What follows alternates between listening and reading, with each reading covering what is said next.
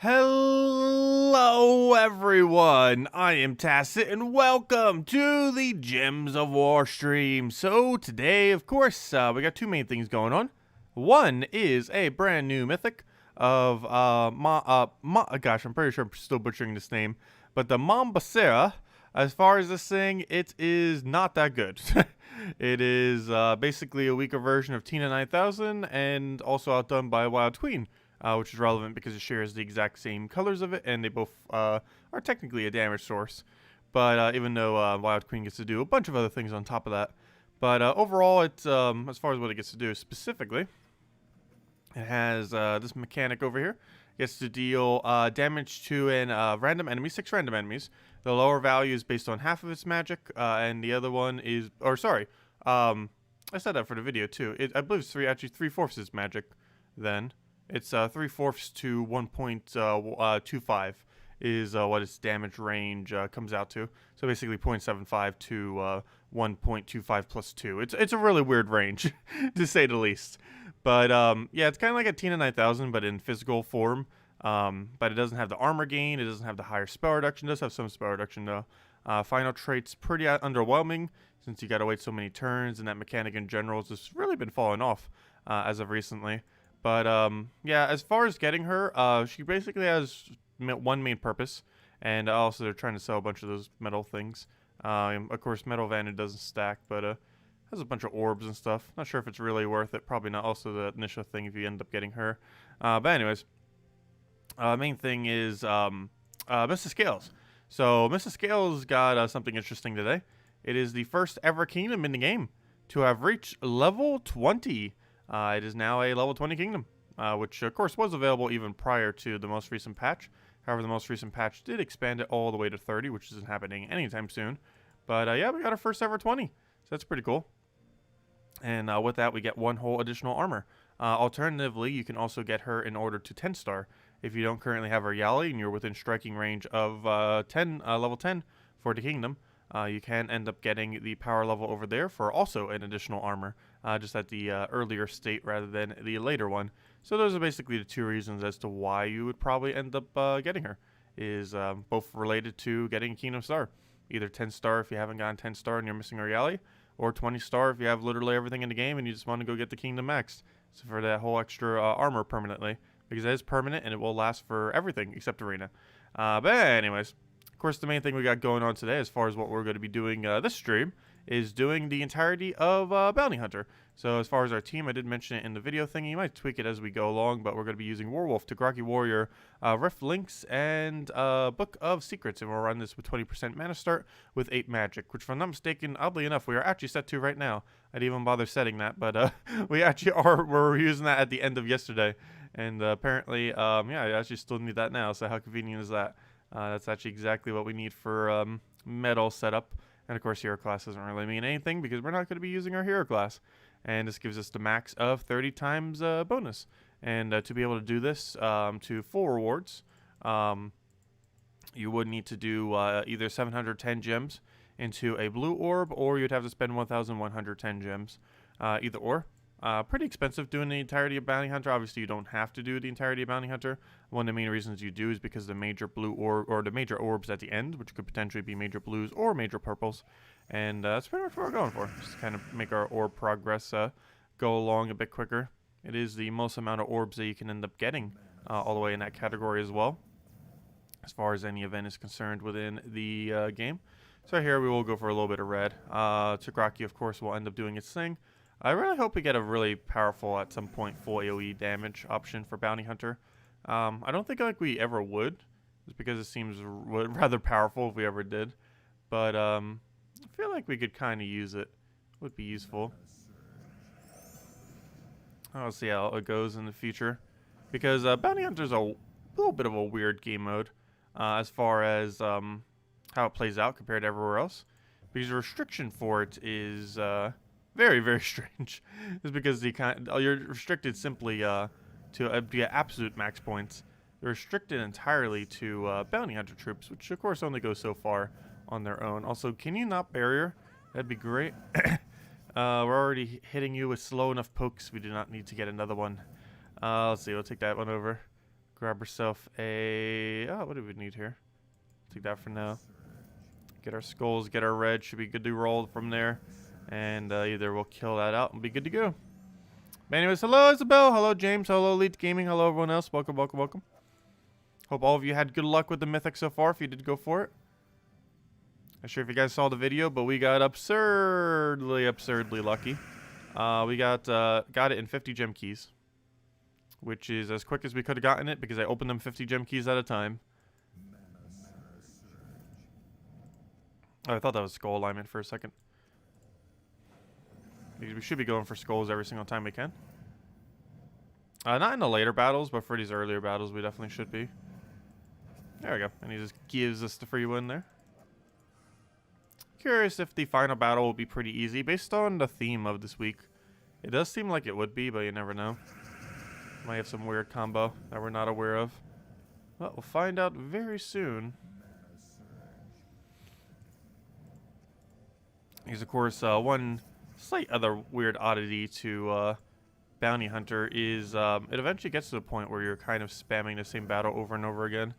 And whatever the final battle is, or final few battles, are pretty important because that can be the one that you generally camp for a good majority of the time.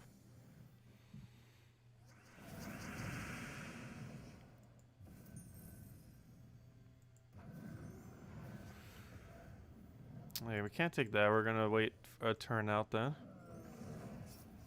Fortunately, he does not give it anything to us.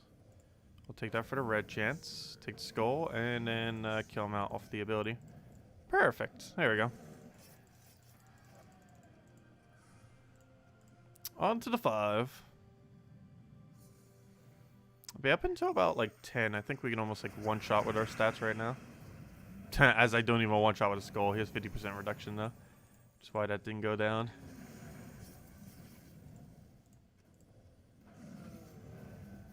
No skull there. Oh, we'll do it this way then. We'll do it the other way. Unfortunately, that did not burst us to full mana. So that doesn't quite work either. Oh yeah, so as far as what this book does, I didn't even go over it, mostly because it's useless. Either gets to summon a random daemon, which is really insanely good, but should only be used as a backup plan if you're about to lose. Or cause a random stats effect to all allies or all enemies, which I assume would be positive for yourself and negative for the enemy. Or deal some damage to the first enemy. And of course all it did was bleed, and it did not deal damage to the first enemy like I wanted it to. But more often than not, it is never going to be worth using. It is way too inconsistent. It's okay as a backup plan because summoning a random daemon can quite literally give you a mythic. But aside from that, it's not really going to be used as like a standard win condition. It's more so a you cast this because you kind of have to point where you might actually lose the battle if you don't. Like that's the only situation where you should really be bringing it out. In every other situation, not really worth going for, I don't feel. It's just not going to be worth it.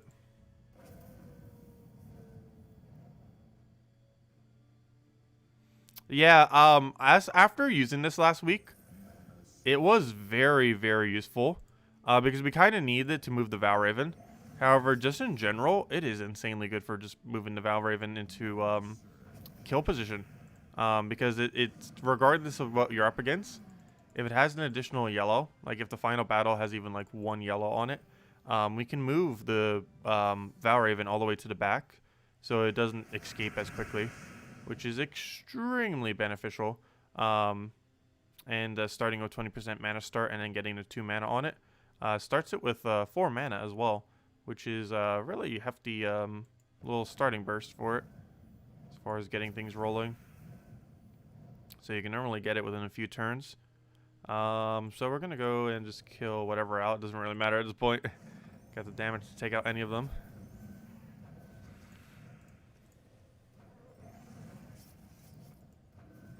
Skull's going to stop one-shotting soon.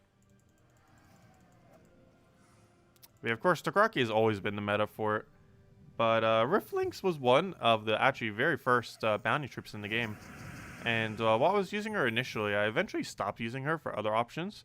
Especially when we were doing Yagwe teams at the time. She just didn't really fit into it that well. However, yeah, it's over time. She did seem to be viable again. Like, she never wasn't not viable, but, I don't know, just for a while there, I didn't really bother using her. And then I used her again last event because we kind of need to based on the condition of everything that we had going on. And, yeah, it just worked out really well. So he's sticking with it.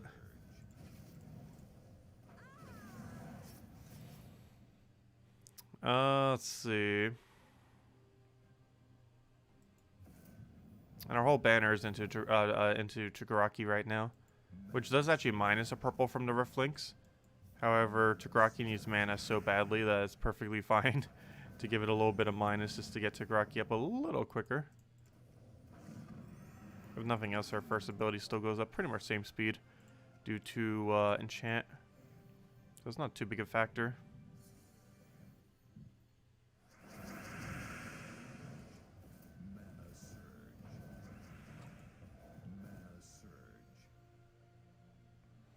That's gonna be full mana automatically, so I'm just gonna take you out. Get a Tagaraki in there. I'll take that just because it can technically loop. However, it's not necessarily a bad thing because I need those reds. And one thing about Bounty Hunter, it does not matter if you lose troops. Do be mindful of that. As usual with Bounty Hunter, if you lose troops, it does not negatively affect your score. So be aware of that. If you're newer to Bounty Hunter, it just matters what your multiplier is at the beginning of the battle. It does not matter if they actually die or not.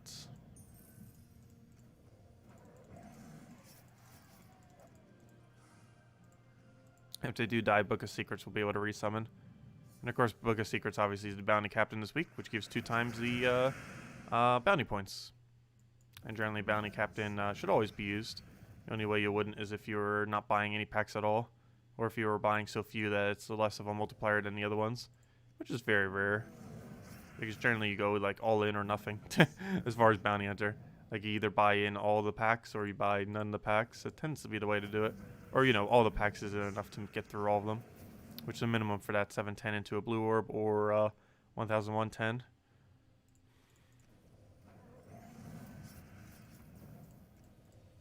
I should have done the other way around. That was actually barely enough damage to kill. However, it was enough to kill, so it still worked out.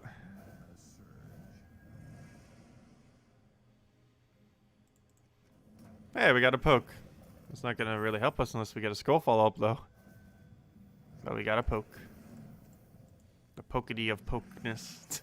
The pokety poke. 10 in. 10 to go. Then we get to see what our final battle is. Of course, the deeper we go, the slower I get. I like the Tagaraki equals out that time a little bit. Bounty Hunter would be like a gigantic mess if Tagaraki didn't exist.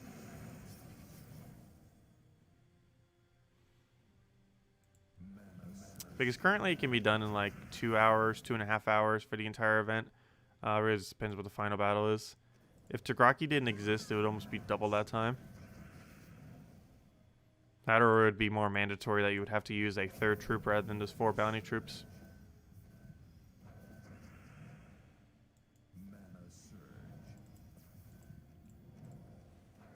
And for the sake of time, you could even switch out to 3 if you wanted to.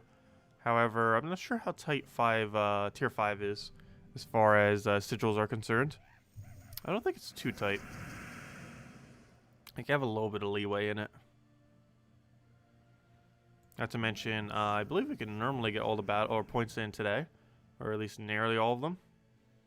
And we don't really use the other 2 days sigils for the most part. Whereas, of course, you could end up using them.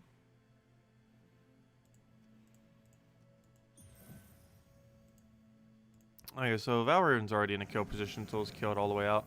Even if it wasn't, that would have moved it to the back, which would have put it behind the other 2 yellows, so we wouldn't have needed to wait for, or we wouldn't need to worry about its mana. So it works out pretty well. Tried for a red off the sky, didn't get it. Luckily, Tagaraki gets up off enchant. We're probably going to want to target out that thing that has barrier and that one red-yellow troop. This is going to be a very high priority, especially if it's on final battle or any battles leading up to that point. Mainly because we're going to have to worry about the barrier shield on it, of course. So we want to kill that out just to not waste more time. We'll take that out. Oh, oops, that's finally not enough damage, is it? Oops. Well, Kaki, go do your thing. That will definitely be enough damage, and also would have been even if we didn't do the other poke. Just off the boost ratio there.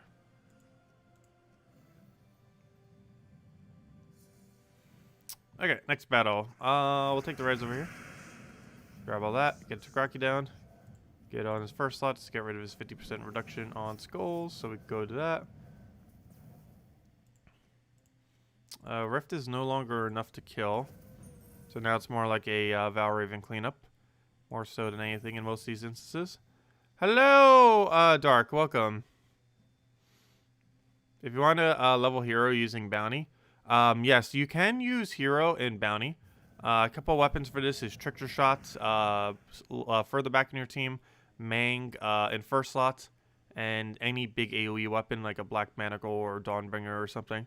But yes, or even Mountain Crusher if you really want to go down the mana accumulation route or something similar, like Essence of Evil with a Kaki or something. But yes, hero can be used for this game mode if you need to level it. Obviously not the best of ways to level up your hero, but you will passively get quite a bit of EXP across the entire event. Enough to gain at least a few levels. Yeah, Life and Death would be a really safe option. I'm not sure if it's as quick as a few other weapons you could use though. But yes, Life and Death would be usable for that purpose.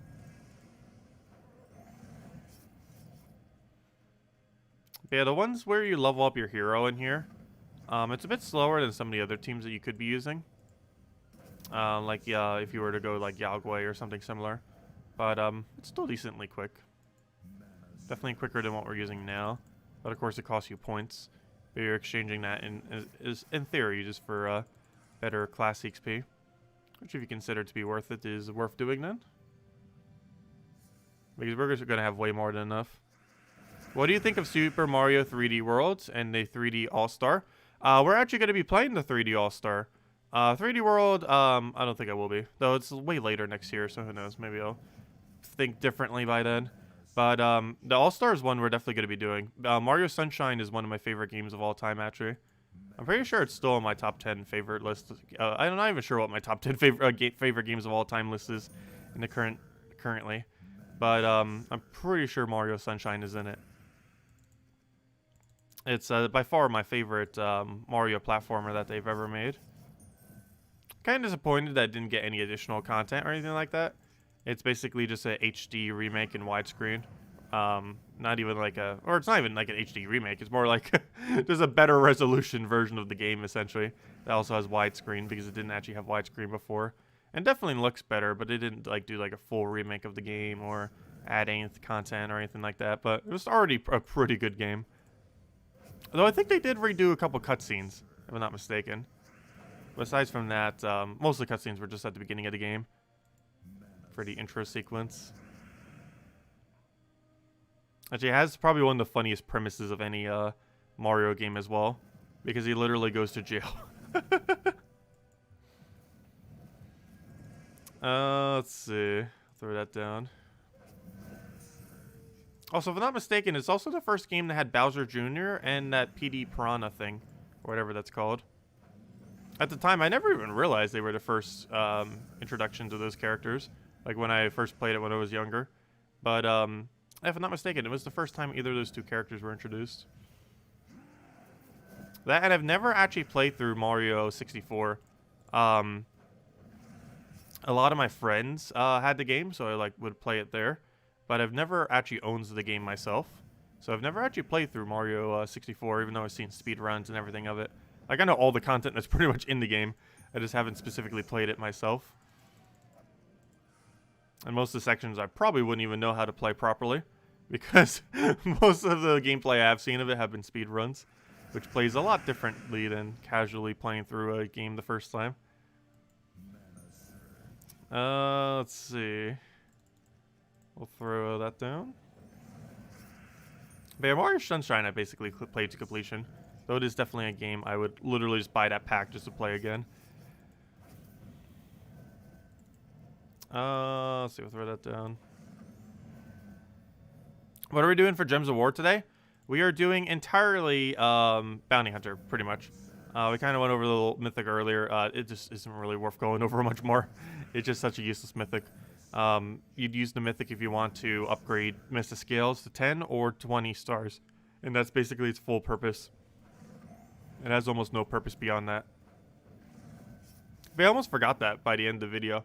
Good thing I noticed it. But yeah, it was the first 20-star kingdom, which is pretty relevant. At least as a milestone for the game. Obviously, one armor isn't like a huge difference. But definitely a nice milestone. We finally hit our first 20-star. We've known about it for like 2 years now, and it's just been finally possible now. For the first time. Let's see. Throw that down for now. Yeah, I didn't end up pre-ordering it. I was considering getting a physical version of it, though I'm not sure if I want to deal with another physical thingy thing. But the main reason I want to get the physical is there's no way that thing won't retain value. Whereas if you just get the download for it, can never be resold or anything. I didn't bother pre-ordering it, though. I probably should. Because I'm pretty sure they are going to sell out, like, absurdly quick. Because half the people who are going to buy it are literally just going to buy it out in order to resell at a later point. If they're just doing a limited run of it. Let's see, I'll take that.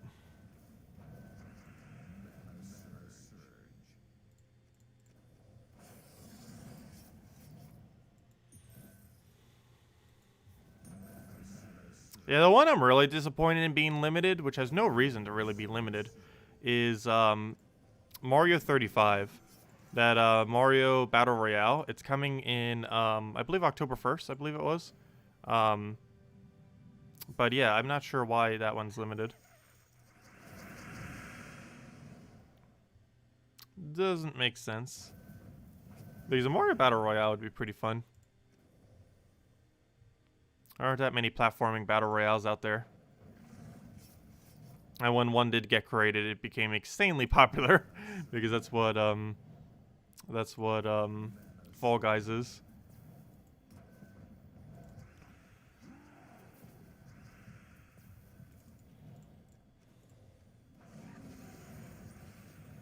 What do we want here? Kill that out.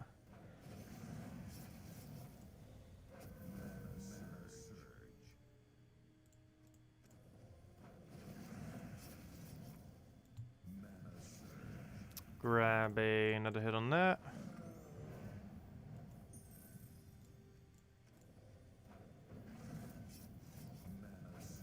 Oh, that was enough to kill. Go, hit a hit.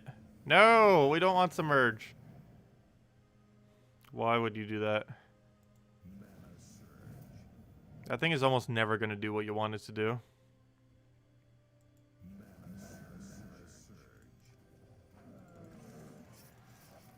Like, that was like the most useless, or at least tied for the most useless thing that could have done in that current instance.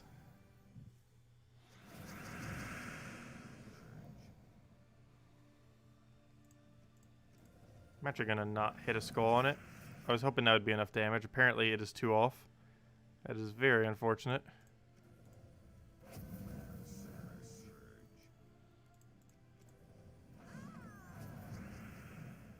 We're pretty much going to ignore every skull until we need to explode them with this. As far as actually manually taking them.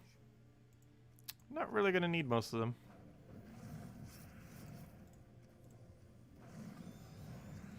Mostly because Tagraki is all of our damage we need at this point.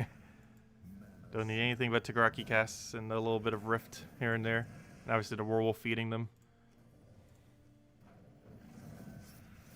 Alright, now everything's in kill range. Now we just need to get the mana.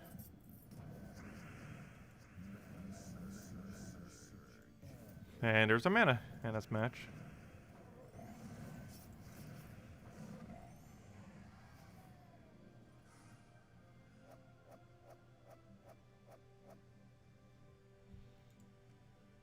Yeah, my parents ended up selling away. I actually used to keep every single one of my boxes for like all the N64 stuff and everything.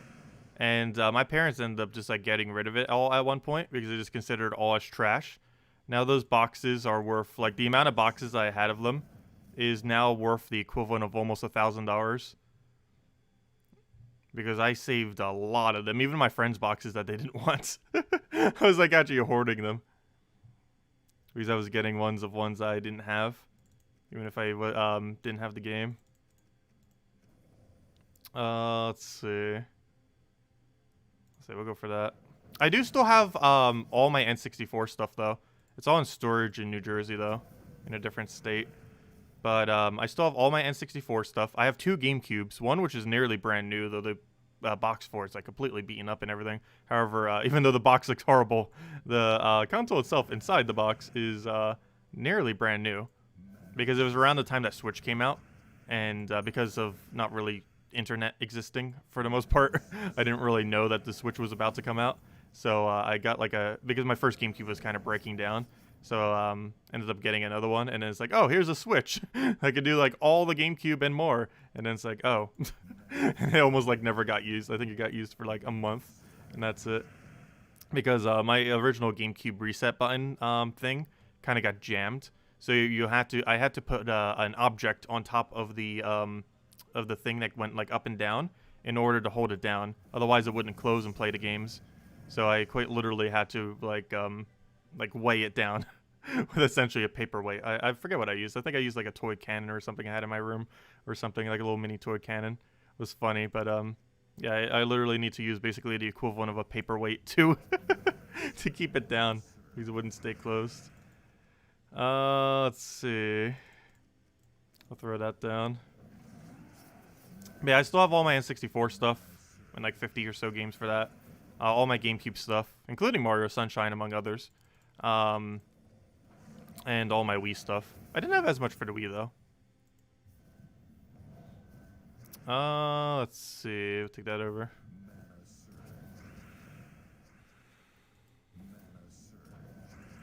I also have every Mario Party game in existence, except as the physical, except for the Wii U versions.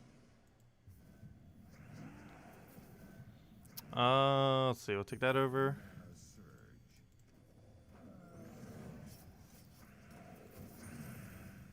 Which, honestly, I should probably try finding the cheap versions of the Wii U version at some point.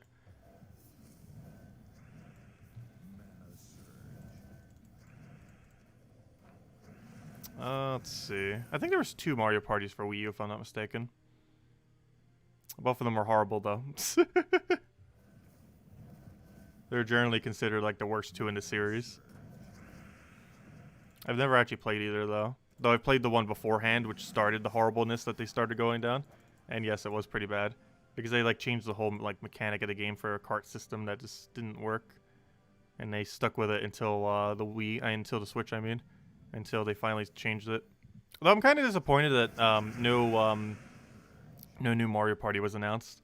Because the most recent Mario Party that they released for the Switch, it's not the worst Mario Party they ever made. But it is far from the best Mario Party they ever made. And given that they haven't updated it a single time, I was kind of expecting, oh, they're just going to eventually just drop a new Mario Party and just kind of completely ignore the very first one that they launched. Because almost every console, actually I think every console, except for handhelds, well, I guess Switch is technically a handheld, but it's not exactly a handheld. But every single mainline console they've ever done has had at least 2 Mario Party entries. N64 had 3. GameCube had 4? It's either 3 or 4 for GameCube. Switch had 2 or 3, and Wii U had 2, but currently Switch only has 1, which means it's very likely to still get another one in its lifespan, at least based on how they've done it in the past. However, every handheld has only had 1. The Game Boy Advance only had 1, which didn't even play like Mario Party. The DS had 1, which honestly was probably the best version ever on a handheld. It's actually one of the best versions of the game, actually. The only problem with it is the AI was horrible. And I never really got to play it with friends because of how weird it is to connect with it. I think I did like one-on-one with someone once, and then there's this AI for it. But oddly enough, the minigames that was in the DS version of the game were some of the best because it ended up using the mic to like blow, like the blowing mechanic on the mic, as well as the little cursor. And they had some really, really solid games for that.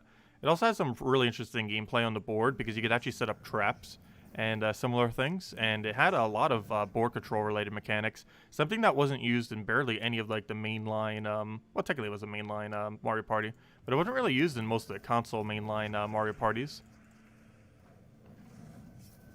where you could actually control certain parts of the board in order to make it harder to navigate for other players. Let's see, and then we'll throw that down, and dead. Added an interesting layer of strategy to it. Also, this is a super easy final battle, by the way. Also, that is a lot of yellow. You hit a Valraven, there's no way it's escaping. If you can get a Rift Lynx on this Valraven, it is not escaping. That is for sure. Oh, that's not what I meant to target. Well, I guess it's just gonna die now, which is still beneficial. But that is not what I meant to target. I meant to target his first slot, but I guess we're killing it all the way now. What's the best Mario Party? That's a hard choice. I really love one of the side modes in Mario Party 3. I'm not sure if it's my overall favorite, but I almost eventually want to make a game like that. Because actually it would be a relatively simple game to create. But basically what it was is it was this board. It was a 1 versus 1, and essentially you navigate the board and you have an HP system for yourself. And essentially you run around the board and have a partner in front of you and behind you that you can end up spawning. And basically you have to go and navigate and try running into the other player, and then you will attack them from that angle that you do it with whichever one you have in that direction. So you could either set something rather defensive, have like a mix of offensive or defensive, and kind of do the strategy as far as moving forward and backwards, because there's both mechanics, and it would determine which one attacks who and everything like that. And basically, the whole goal was to get the other enemy down to 0 HP as far as their main character down to that point. And every single character got to start with a completely different starter, kind of like how every single one had a different dice for the most recent Mario Party. It actually had like unique mechanic that actually made each character play slightly differently, rather than everyone just be exactly the same, which I do like mechanics like that. Oh gosh, we just got Web Spinner. But yeah, this thing's insane. You can actually get like really good summons on it. But I'm not sure if the overall arcing theme of Mario Party 3 is my favorite, but that aspect probably made it my favorite. Aside from that, Mario Party 2 might actually be my favorite, oddly enough, even though it was pretty early in the cycle. It basically took everything Mario Party 1 did good and excelled at all of it, and ends up introducing a lot of mechanics. Also, it was the last Mario Party that was limited to only one item. However, this added to a lot more strategy, because of course, once we got to 3 items in Mario Party 3 and further, it ended up kind of causing item hoarding, where you know, you just kind of hold on to your items for very long durations. But in Mario Party 2, it was almost strategic that you only had one item, because you had to determine, okay, do you want a speed item? Do you want something that can help you attack someone else? What kind of mechanic do you want? You can't just hold like multiple different options at a given time. You have to choose simply one and stick with that one. Because there were some really defensive ones, like a Boo Bell, which would stop the Boo, which is also a nice mechanic, the Boo that could like steal stars or coins. But there was an item that would completely negate it. It was probably my overall favorite. Also, one really cool thing it had with it, it had themes for every single map, and for every single map, you actually got like this outfit for it. Like every single character in the entire game would have a special outfit for every single map, which I don't think was ever brought back in another Mario Party ever. I don't think so. Like every single map having a certain outfit that every player changes into for it. It was pretty cool. Had some really good theme-based courses. And other than that, one mechanic I really liked in many of the Mario Parties, even though it's one of the ones that people actually hated the most, I feel like, but I absolutely love it, are every single one of the maps that had bidding wars for stars. I really love that. I believe it was implemented mostly in Mario Party 6, 7, and 8. It's actually one of the things I really like about 8, because the bidding war one on that was probably one of the better ones. It was a hotel system. And basically, you had to be the highest investor on hotels in order to get stars from it. And as more money was invested into the hotel, it would become bigger and bigger and bigger. And basically, by the end, you just had to have, obviously, the most stars as per usual with it. But you had to do it by bidding up a bunch of hotels. It was pretty funny. It's a pretty cool concept.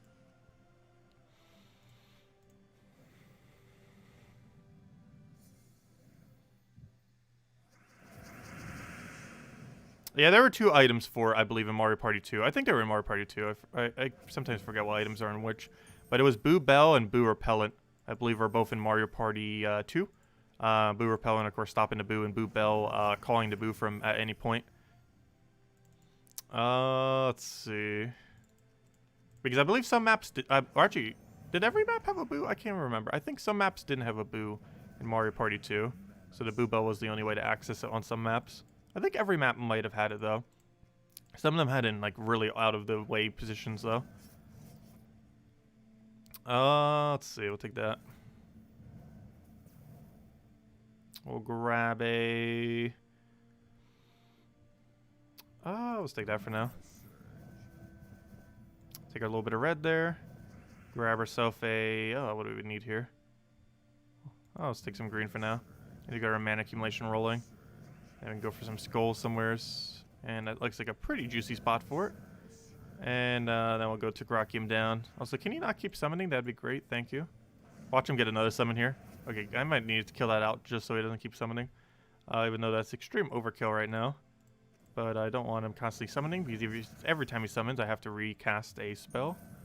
Which is not optimal.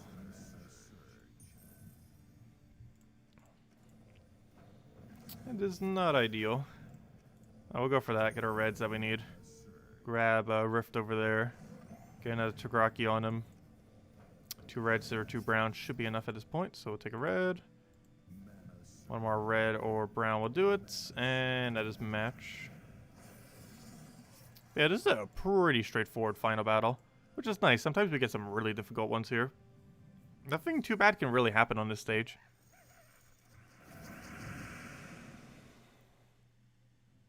Yeah, that's one pretty disappointing thing. Well, I don't know if it's really disappointing. Because I never really got to play the original that much. So the fact that it's like on the original graphics, I don't think I mind too much.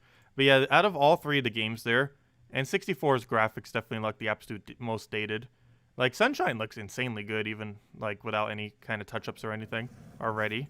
Obviously Mario Odyssey does. But, I mean, not Mario Odyssey, I mean, Mario Galaxy.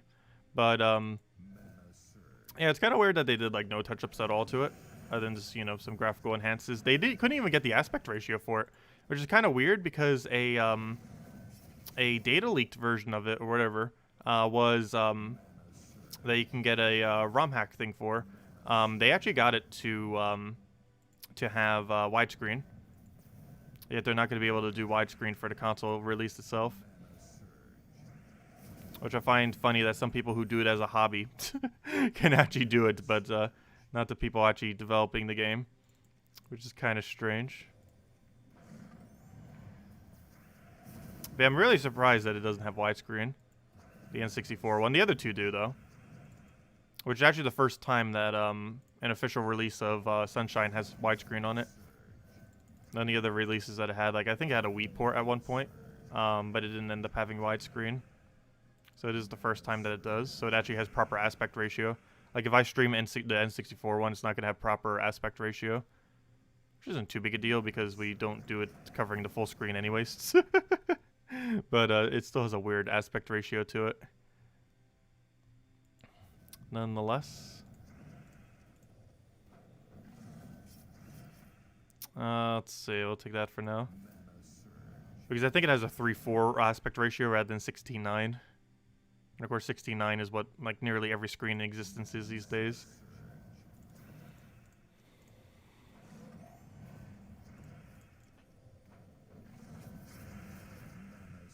That was a bit of a cascade there. Though as I mentioned earlier, even though we do have a def, that def means pretty much nothing since it does not actually affect our amount of bounty points. And of course it comes right back for the next battle.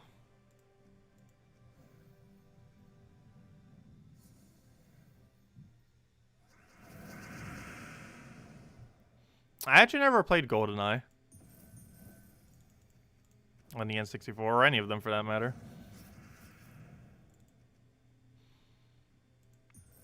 Let's see. Actually, what is probably my favorite N64 game?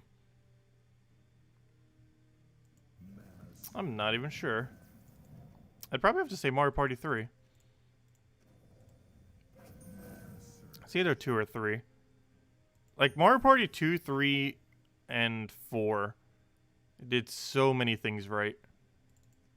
But they did so many things right in different ways, which is kind of weird. So it's a big toss-up. Although 4 was on GameCube, not on N64.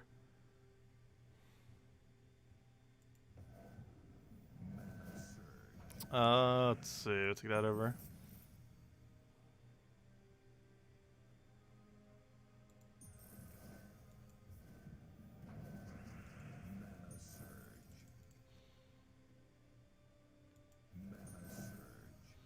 What do I grab? What do I grab? Take red. Get a poke there.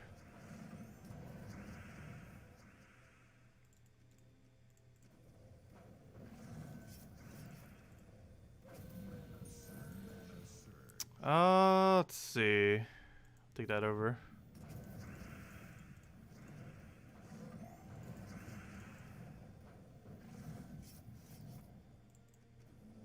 That did pretty much nothing. We got Enrage. That is not enough to even get a kill, even if we get Skull now. I'm not sure why I even bothered casting it. Because anything it could have done was pointless in that situation. Oh, actually, that's not true. It could have given us Enchant.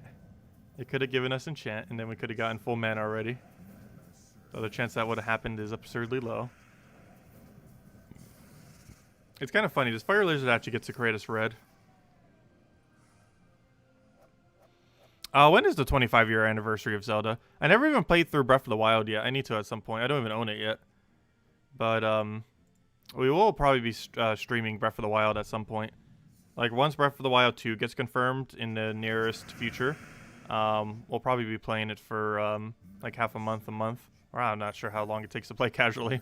But, we'll be playing it up until, its release. So if it's releasing, let's say, in July, like, all of June, we will probably be doing Breath of the Wild here and there throughout the weeks. And we'll be doing, Mario Sunshine, in 2 weeks from now when it gets released or re-released. I think it's like the 4th time it's getting released, gosh. Though it would be the first time I've ever gotten it again since the GameCube version. I haven't played it for, gosh, how long has it been? 18 years? When did it release? 2002. And the last time I probably would have played it was 2005. So yeah, 15 years. It's probably the last time I ever touched Mario Sunshine.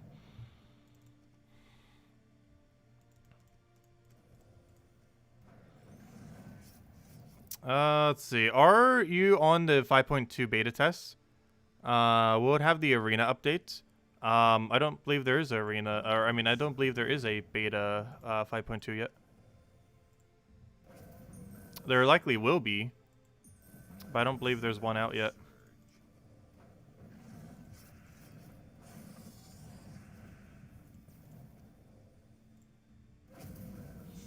But yeah, I'm hoping that we get the arena update soon. It's almost guaranteed happening this year, the arena and treasure hunt rework. I assume they would be the same patch too, though they might divide it up patch by patch depending on how big the rework actually is. But if it's a little bit of a smaller rework for both, it might just be done in the same patch together. Really depends. Let's see, I should probably kill this first. Since I'm not really taking skulls, I should actually leave the first slot alive. Kill this first so he doesn't get resummoned. Kill his first slot. And then deal with the whatever it is, the Ifrit, or whatever it's called.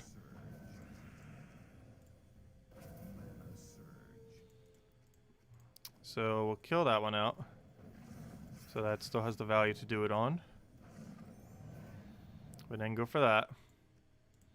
And then we kill the thing last. And now doing a rift on that would also be beneficial. Only problem now is getting the last little bit of our mana. Oh, so hello, Barbara. Welcome.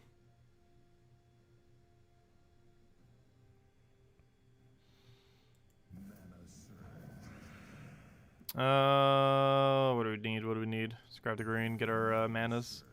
Get a Tagraki down onto you.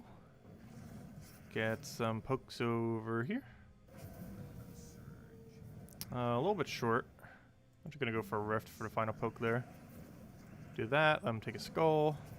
Luckily, that thing is 25% reduction. That does partially stack with the other 25% reduction we have. Multiplicitly. So it does two separate 25%. Like it does 25% of the 25%. So it doesn't actually get to do a full 50%. But nonetheless, it does get to block a little bit. Also, we just got a summon there. Which I'm not sure if we can actually use effectively because that's not enough damage to kill. It could be if we get damage on that. However, it's better just doing it this way. The only reason I would actually go for its ability is if we could go for a 2-time skull into it.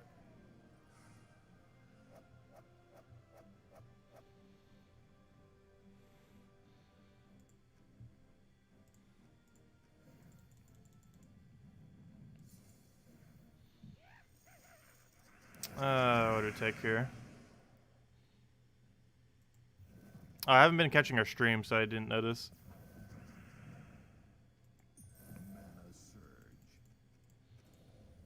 I am still in the other beta group that they were doing beta testing in, though. Let's see. Take that.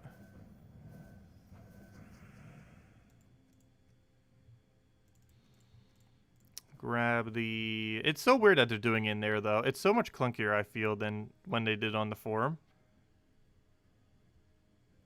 But now they do it on Discord. I don't really care for the format as much.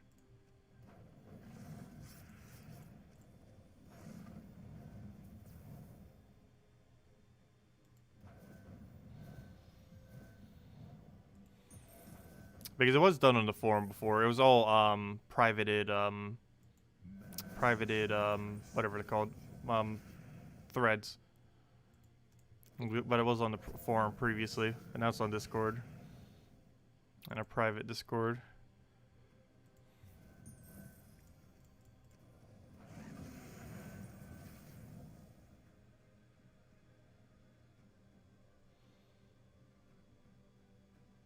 Really? They nerfed the bless on it? That's really weird.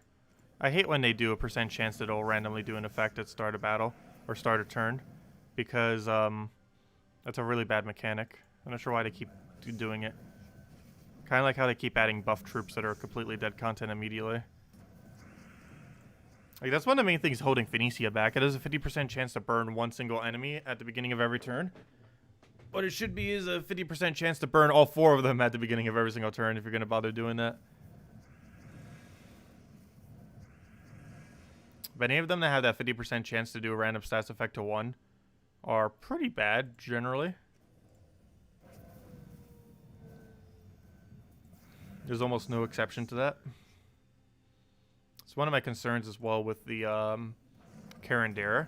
It has a 50% chance to curse all enemies when you do an extra turn. Well, at least that's an extra turn rather than a at start a turn. It's still a random luck-based mechanic. Also, hello, Ghost. Welcome.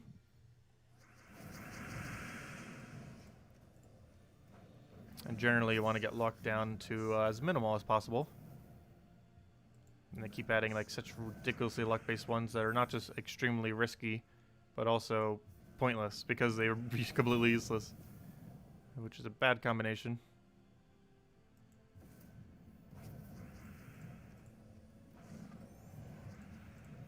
Not sure why I would for that first. I should always go for Summoner first. You should never not go for that first. It's so important, just so it doesn't do that. Oh good, it didn't get a summon. I forgot your % chance. But how much it's been summoning? I almost thought it was a 100% chance. I forgot it's a % chance every time it casts. Still annoying nonetheless because it can just keep reproducing itself. And while they do reproduce to be weaker, it's still going to take a whole hit to kill them, regardless of how much durability they have. Oh, we actually got a 4 skull explosion. I believe 5 skull explosion is the most we could possibly get. With a 3x3. Because that's the most I can fit into that area without them touching. Actually, no, that's not true. 1, 2, 3, 4, 5, 6. Yeah, you could actually have a 6. That would be very unlikely. Because you have to have a skull there, there, there, there, there, and there. Like, basically, everywhere where you see a skull in brown here, if all those were skulls, you could get a 6 skull. If all these skulls were skulls, which they are, and all these browns were skulls, That'd be a 6 goal explosion. Which would, gosh, that'd be a lot of mana accumulation for him. That's exceedingly rare, though. You'd be lucky to even get a 4 or a 5, but a 6 is technically possible, though extremely unlikely.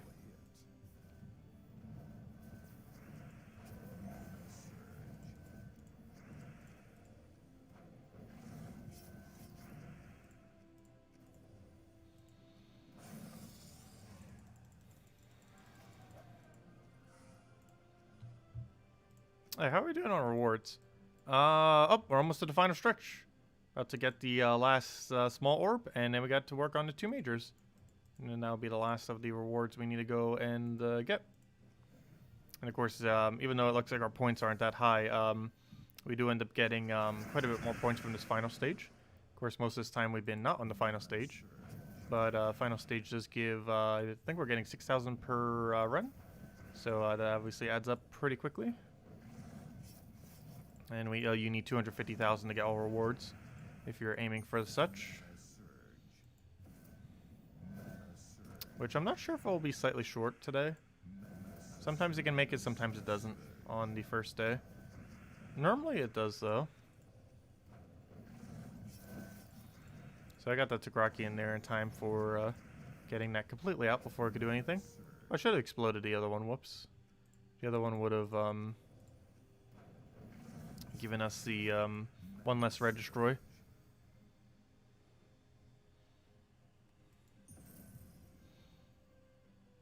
But yeah, hopefully it'll add some good mythics again soon. We haven't gotten too many absurdly good ones this year. Like, what was the best mythic we got this year? Probably... like, none even come to mind. Like, Vespera wasn't bad. The one that was basically like the trolls wasn't that bad, but they're not like super meta. Like, I can't really pin down a single one that was like super good. Actually, that's not true. The best one so far was probably that's not true. There's one. It's I don't use it too often though because it's really high risk, high reward. Though it's a good alternative to Zugoff. It's Lord of Slaughter. Lord of Slaughter was actually really good. But aside from Lord of Slaughter, we haven't gotten anything super meta this year, for the most part. Like, we got useful things here and there, but none of them were, like, really over the top. Hello, GJ Ram. Welcome.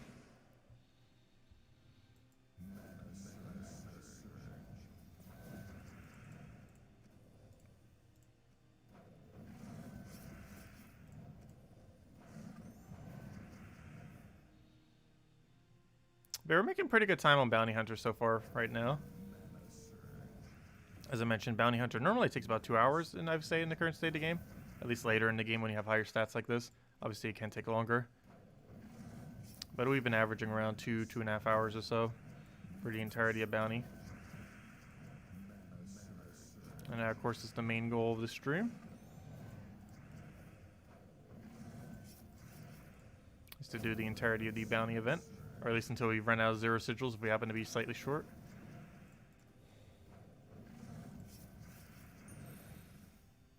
Alright, so here we'll obviously kill that in case it creates red for us. Hello, Bushka! Welcome.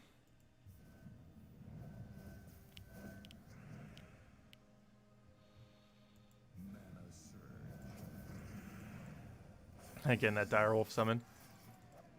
One kind of interesting thing about Bounty, which is something we don't normally get to see on our team, everything is fully metalled. Even that resummon we just got there. Or not resummon, but you know, the direwolf that got summoned in. If it's 25% thing. But, yeah, we have a lot of gold medals because they're rare, so pretty much everything is gold medal. I think I only have like a handful of ones that are in there, just the ones that we're never actually going to use in the game mode. Which reminds me, I didn't medal the most recent one. However, that doesn't really matter because we're not going to need it in any way, shape, or form to be medaled. It is completely dead content beyond this week. After this weekend, it will not ever be used.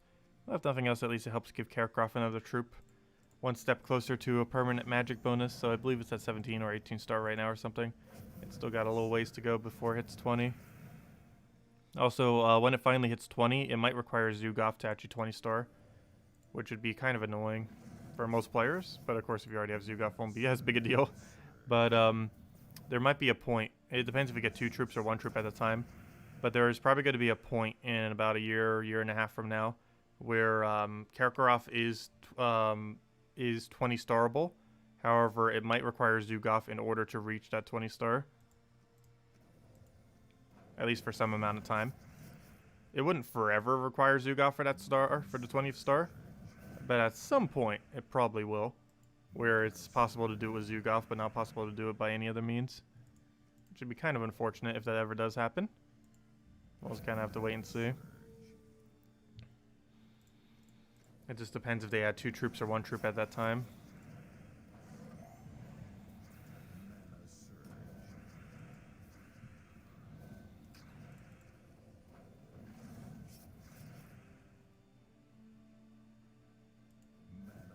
Should have just taken the Brown directly. He didn't. The first thing he did was just deny it. Trying to cascade for it. No, you cannot use multiple of the bounty captains. The way that bounty hunter works is if you use a repeated bounty troop, it gives no bonus for that extra troop. So, no, do not do that. If that was the case, we'd literally be running with 4 of whatever the bounty captain is. If they actually stacked. Because it would just be so many more points. But no, you can only use 1 of each bounty troop. They have to be completely unique. Otherwise, you get no points for it at all. Oh, why'd I do that? I should have hit that one. I've been doing that a lot. I just go for like the first slot rather than the second slot. Second slot's definitely highest priority. And also in this battle, obviously Valraven. However, it's blocked by so much yellow. I'm not really too concerned. This is actually a really safe final battle. It's one of the safer final battles we've had for a while for Bounty Hunter. Because of the really, really high amount of yellow on it.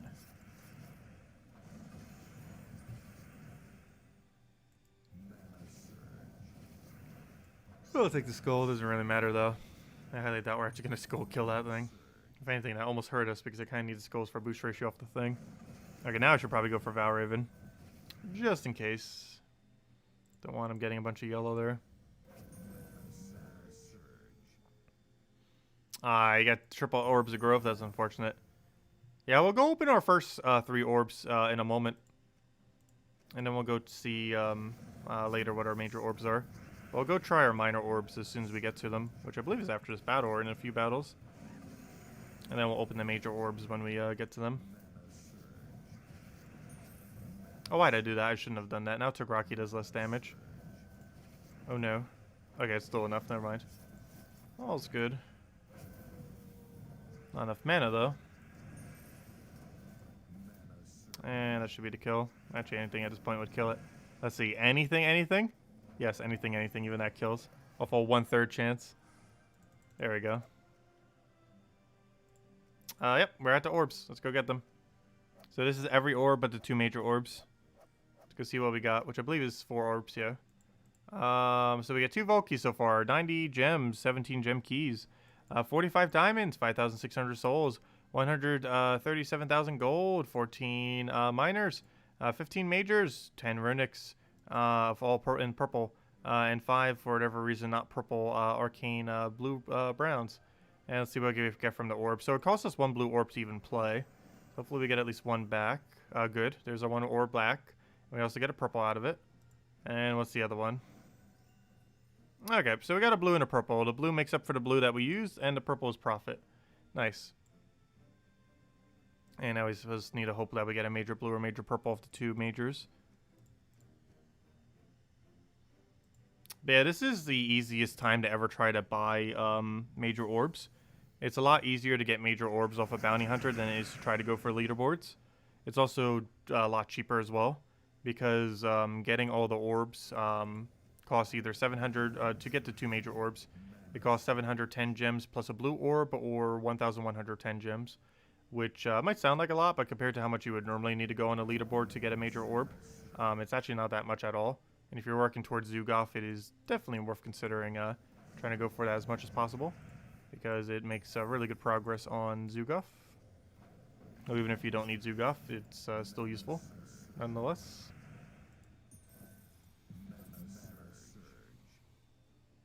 Yeah, there's a bunch of orbs for real money today. pretty expensive too, and they're trying to sell 2 of them. There's a 2 cap to how many you could buy. But yeah, I believe it's $50 for a major blue. It's basically a power orb without it being a power orb. It's one of each orb, except for power. Or, you know, one of all the 3 of the basic majors that are used for upgrading, as well as a Medal of Nisha. I mean, Anu. The way to thumbnail it is it almost looks like it was going to give you the Mythic of Anu. I was like, wait, they're selling a Mythic? And then I realized, oh, they're just using the image of Anu. They're not actually selling the Anu Mythic, which is slightly misleading on that page. So I guess they need some icon for it. But I don't know, when I looked at it, it looked like they were selling Anu the first time I looked at it. And then I realized, oh, it's just a bunch of stuff. No Anu included.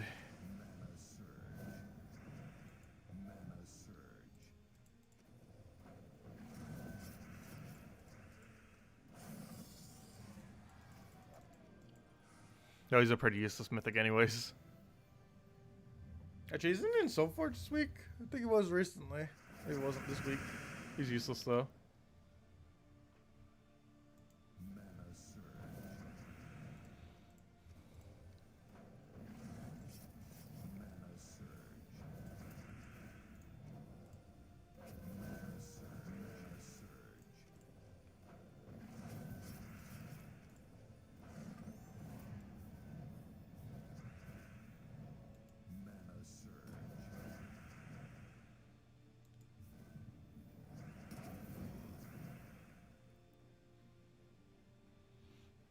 Let's see. Yeah, I guess we'll throw that down. But yeah, to what we were saying earlier, the only thing I find slightly odd about the Mario Direct thing that they did for the 35th anniversary, I guess it's not odd because it was likely that there wouldn't have been something at least Mario related, potentially, but Nintendo still hasn't announced a holiday game yet. I think they always release a holiday game around like November, December-ish area. And we don't have one yet. Because Pikmin 3 is coming too early, plus it's not even a new game. Though it's coming with a decent amount of new content. So it's not that. The all the Mario stuff is coming in areas that are kind of dodging it at that time. And we just haven't really gotten anything around that time. And we know it's not going to be another Mario Kart otherwise, or Mario Party, because they would have announced it now. And I highly doubt it's Metroid Prime. I wouldn't even be too interested in that. Well, then again, I never really got to play any of the games. It's one of those franchises that kind of just went under the radar for a while. And it plays more like a Metroidvania than a shooter, most of the games. And I do like Metroidvanias. Not my favorite genre, but they can be fun. Actually, there was an indie version of it that I really loved. I have like over 1,000 hours in. It's on Steam called Unepic. It's actually pretty fun. It was a very heavily troll-based game. There were so many trolling mechanics in it. I like the weapon system it had. It's probably one of my favorite parts. And there were a lot of really fun glitches until they were all patched out. Actually, that's probably what made me ultimately lose interest in the game. Even though I was literally the person who reported the glitches. But, I think the funniest one that ever existed there was a, infinite speed attack glitch. Because, it was originally coded where 100% attack speed basically was equivalent to infinite speed. And if you got over 100% attack speed, it was above infinite. And what ended up happening if you had over 100% attack speed is the spawning location of your attacks would actually change location if you were using a ranged-based weapon, which basically allowed you to do really weird shenanigans where you could shoot through walls or change the spawning location of where you were firing your shot because it was firing at such an extremely quick speed. It also did near infinite damage per second, which was pretty fun. Like as quick as the game could load hits is how often it spawned hits. So it wasn't exactly infinite damage, but it was pretty funny. Let's see. Move that over. I'll move that one over. Grab our brown that we need. A little bit of red, and that should be enough to kill it out there. Have I been enjoying Fall Guys? Oh gosh, too much. We're currently trying to grind out crowns so that we can buy every cosmetic in the entire game. Based on my math, it's around 260 crowns you need. We are at 68 or 69. I think I got another one last night, so I think it's 68 right now. But yeah, we're at like 68 out of like 260 or something. But we've only been playing for a little over a week. Some people already hit that, but they've been playing since launch, which has been about a month at this point. Let's see. Throw that down.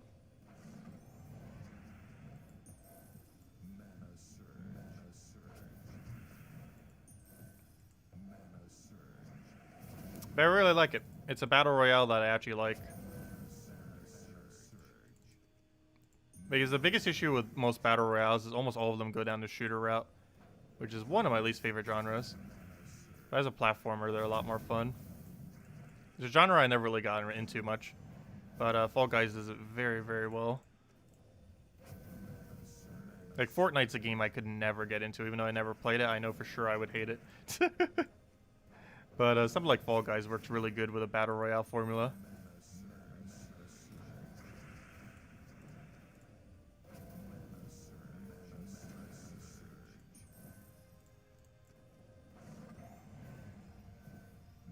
I do feel like there's a little bit too big of a gap between seasons, though.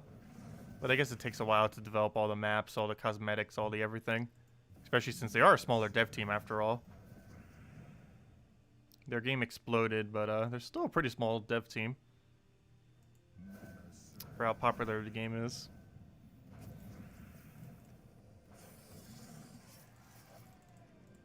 I believe the next season's still like 33 days away or something, 32. It's like a little bit after the beginning of October.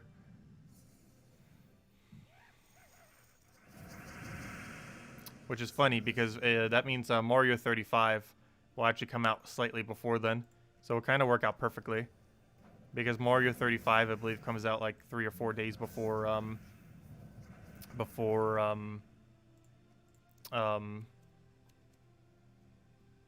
gosh, why can I not remember its name? The Season 2 of Fall Guys. Also, something else that's happening around that time, I believe Animal Crossing is getting its next patch. Also, we haven't streamed Animal Crossing this month. I might need to. I almost have all the DIYs. You can AFK farm them pretty easily.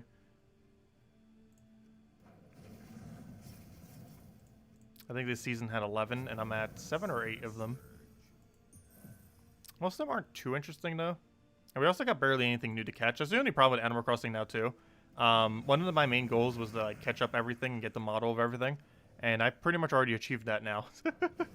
So, like, one of the main grinding things that we had within the game, I've kind of done. I have enough resources to buy, like, literally anything I ever want in the game as well now. We kind of are starting to run low on things to do other than decorating our island. Which I've been slowly working on here and there, but I haven't been playing Animal Crossing as much lately.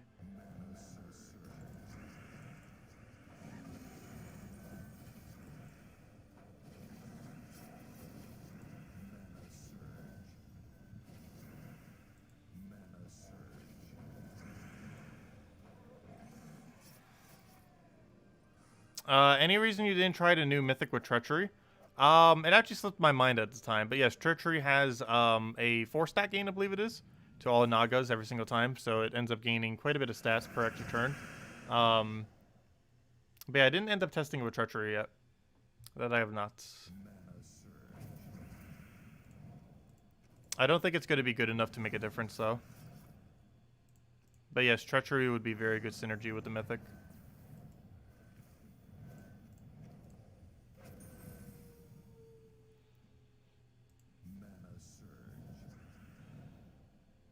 I don't think that's going to be enough to push it into viability, though.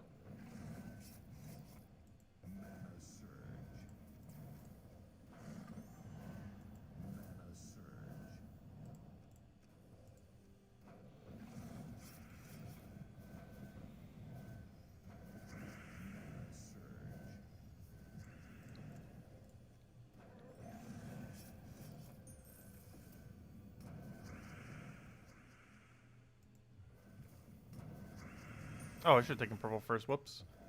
Could add that purple for free. Oh no, I needed that mana accumulation. No.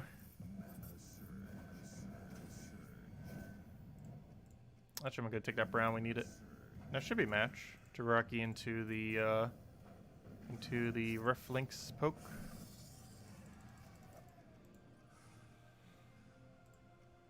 Alright, we got the next orb. Let's just grab it immediately. Let's go see what this first major orb is. Come on, blue or purple? Blue or purple? Yeah, purple. That's all of our loot back. That just made it all worth it. A single major purple? Nice. That is what we want to see out of these events. Now let's go see a major blue as a follow-up. Or another major purple. I have still pretty much never used any of the major purple or any of the purple orbs. Kind of just hoarding them all. But they still have pretty good value nonetheless. Oh, why did I do that? I should have went for the other one. Still not too late to move it to the back.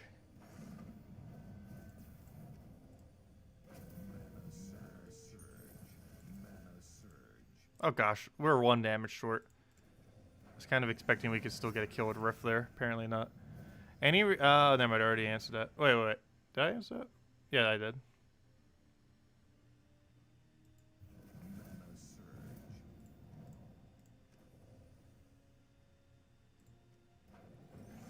Should have done that with Rift, but oh well. Actually, one thing I can do is force him to spawn reds. I'll do that, so if he gets mana, he's going to create reds rather than doing a pointless ability.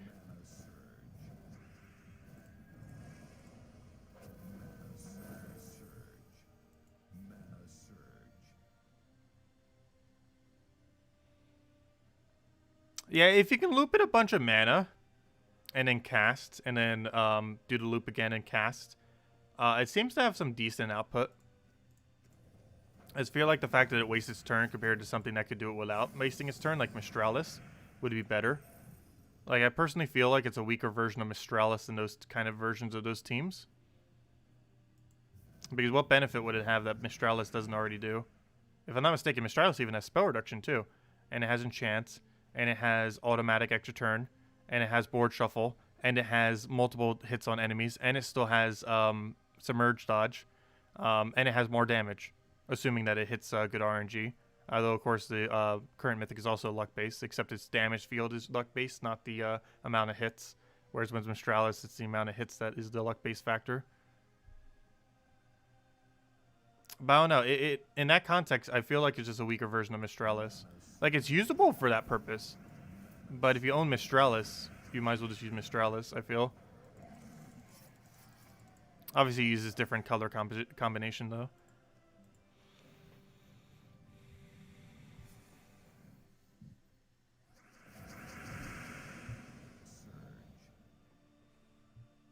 Like, it's like a lot of other troops in the game.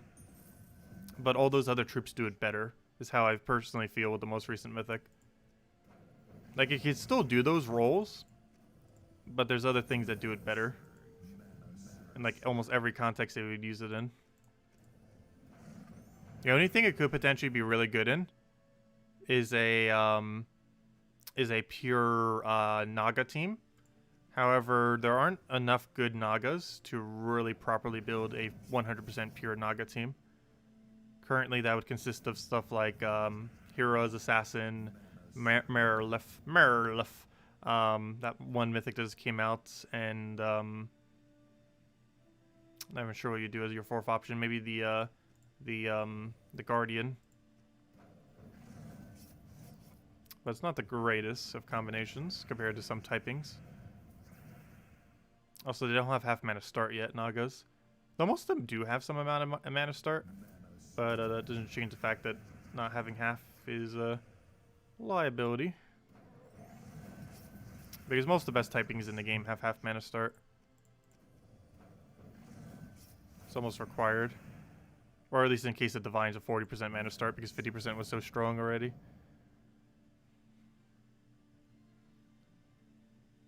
It's almost required for a type to be good. As far as troop types are concerned.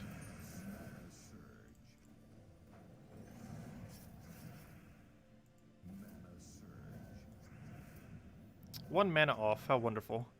And luckily that surge, because we're actually on -1 purple right now, so that wouldn't have been enough otherwise. Yeah, Poison Master could be used for mana accumulation. Not one of the better ones, but it does still function as a mass exploder nonetheless.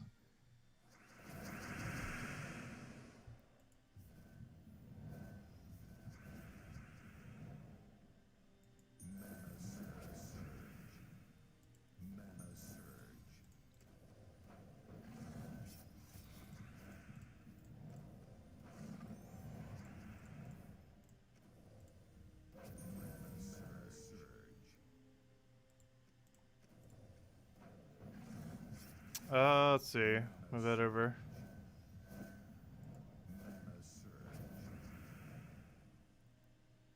We'll grab, I'll grab Mariliff down. I mean, Mariliff, Kaki, I mean.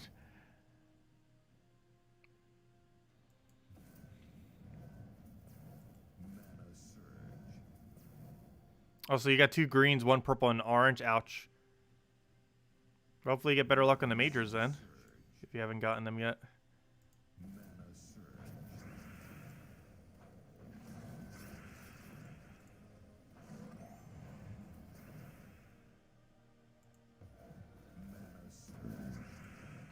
But yeah, we're only missing 1 reward now. We're just missing the final major.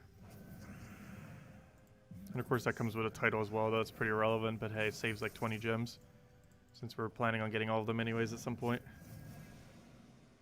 Saves a decent handful of gems. They add up. Also, you got far enough to get the emoji pack as well. That's one of the nice things about doing tier 5. Tier 5 actually goes exactly to the emoji pack. And if you're planning on getting all of them, that does save you 50 gems. So even though 710 gems sounds like a lot for the event, plus 1 blue orb, you get a lot of resources back, and it does save you here and there if you're going like full-blown completionist for things like those. Because between the portrait, the title, and the emojis, it saves 95 gems, if I'm not mistaken. 95 or 100. I forget if titles are 20 or 100. I mean, or 20 or 25. It's like 95 or 100 savings. So of course, you're still having to spend the gems out, though, but if you're getting every single one of those, it's it technically uses gem save, since the only way to get them otherwise is through gems otherwise, after the fact. You got the same orbs as me? Well, that's pretty good then. We didn't get like perfect luck, but we got pretty good lucky on it. Mine are blue and a purple. We basically got 1 of each, actually, if I'm not mistaken. Didn't we? Pretty sure we got 1 of each. Which, based on the fact that they're not evenly distributed, is actually pretty good when you get 1 of each. Because your chance of getting each is not equal. The chance of getting green and orange is way higher. And that's not speculation, that's fact. That is higher. I wish they would post a drop rate somewhere in game, though. They did for all their keys, however, there's so many random drops in the game that do not have the drop table mentioned for them. With the main one being orbs. The fact that orbs don't have a even distribution.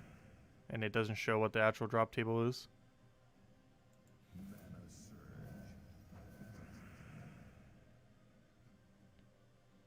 Last I recall, blue is 15%, purple is 20%,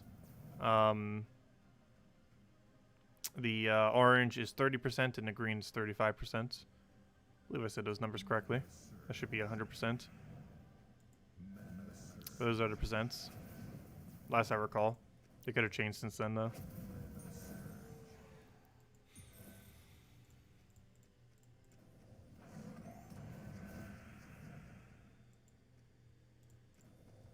Three major blues away from Zugov. Nice. Hopefully we'll be able to get 2 of them today. Or at least 1 of them.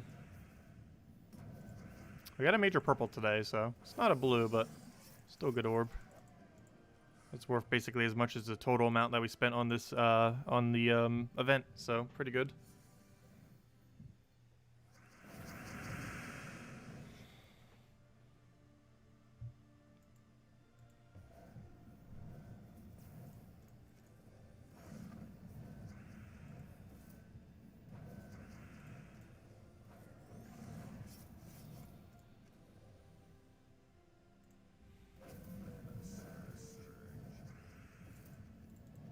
But yeah, Bounty Hunter is always exactly 250,000 points to get finished as well. Oh, why am I targeting him first?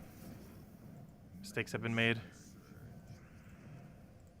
So you always know exactly what threshold you need. Unlike quite a few other game modes where it like changes every week, like World Lore event, where it's so inconsistent. But Bounty Hunter is super predictable as far as how much you need to get it done.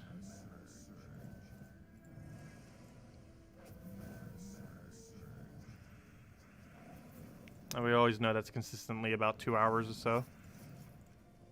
We've been getting pretty consistent at doing it at about 2 hours for the entirety of Bounty Hunter. Because how long have we been streaming? An hour and 20 minutes. And we're on track for probably an hour and 40-minute Bounty Hunter completion then. Because, yeah, we're pretty much there. What are we at? 207,000? So 6 battles. We're likely going to get at least one more Val Raven. That's 8. 8 times 6,000 is 36,000. Okay, we need to find one Val Raven. If we find at least... Oh, wait. That was calculated with one Val Raven, wasn't it? Wait, let me double check. Let me go do maths once we get back to that screen. We gotta go pull out some maths. I think we have enough to get it with one more Val Raven. It's either one more Val Raven or 2 more Val Ravens. Let me go double check the math. But one or the other will be all rewards. Also, another way to check is to check leaderboard to see if people are actually making the cut. Because if they are, that likely means it's possible.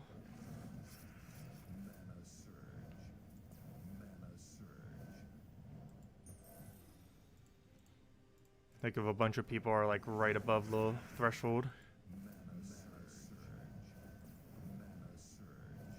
It's still early enough in the day.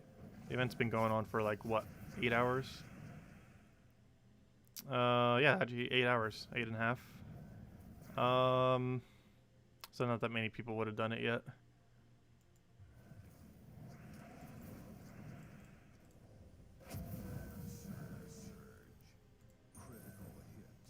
Alright, we were able to get Skull Kill. This is good because now we can just double cast him. And that will end it. We got Direwolf resummon, not like we need it. He has yet to get past our first troop, or, you know, as in beyond it, to kill Kaki. Hasn't happened yet. Okay, so we're at 213,000.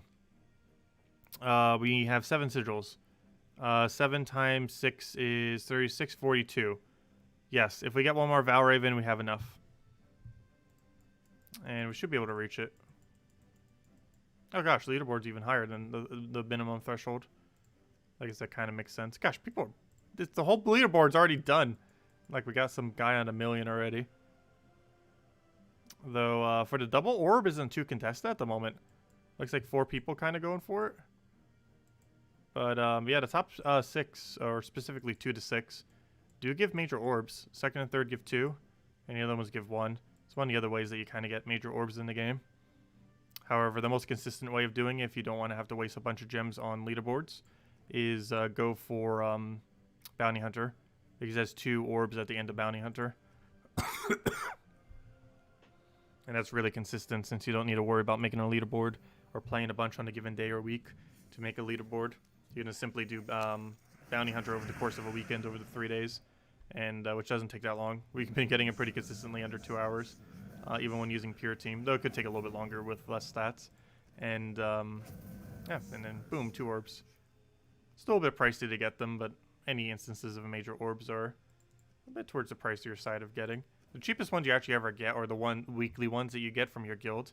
If you have an active guild that participates in guild-related events, there's a major orb at the end of each one of those.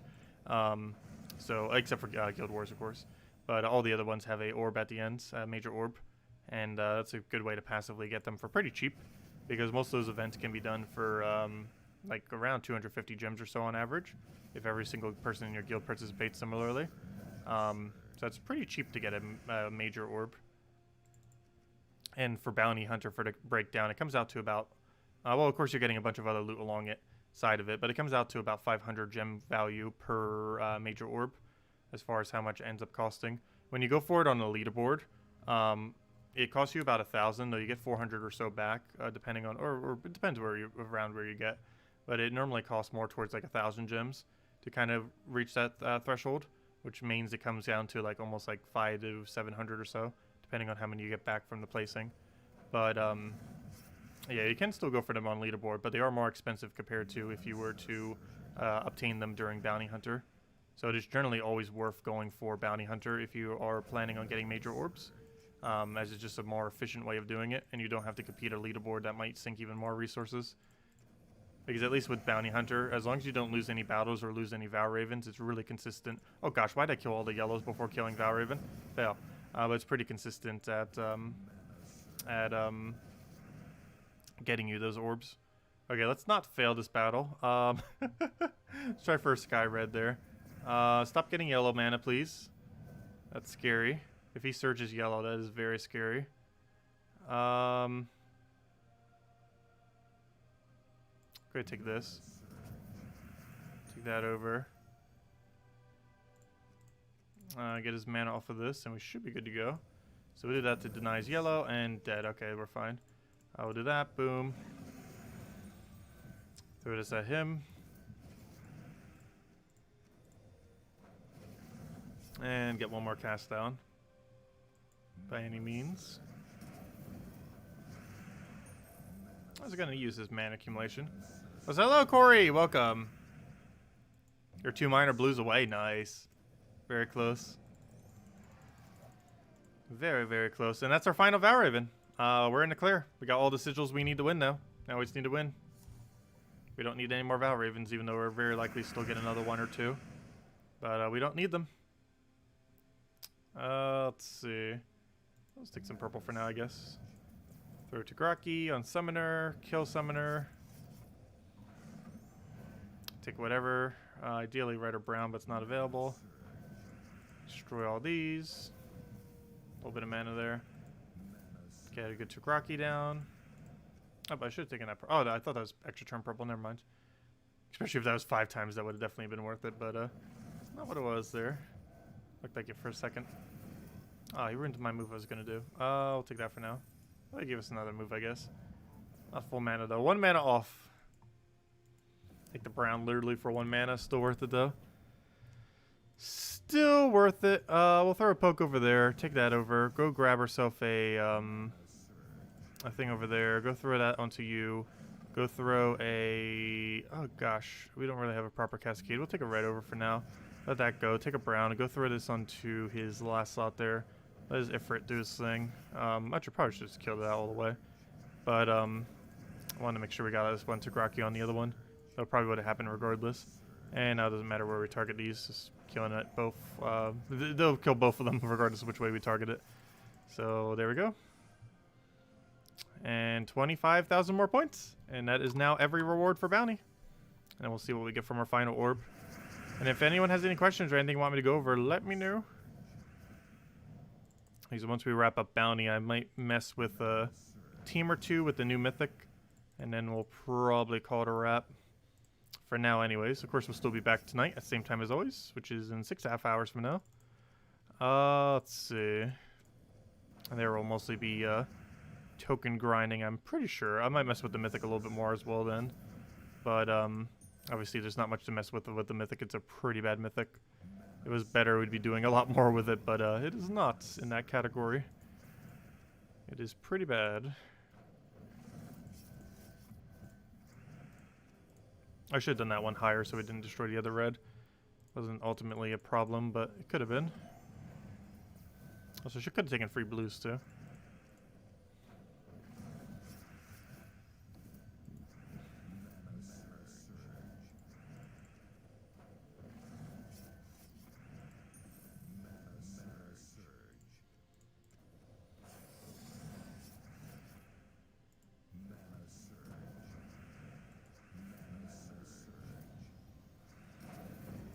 Yeah, that should be fine. And then we take Kaki him out. And that leaves us out, I believe, 3 battles. No, 4 battles. Up, which is exactly how many sigils we have left. Go figure. We have exact sigils right now. Though we're probably still getting one more Valraven. But our current sigils is actually quite literally exact. Which is nice. I didn't even see that cascade. 5 times yellow. Wow. I didn't need that much mana though. We don't even use yellow. So I guess it wouldn't even matter if we really saw it.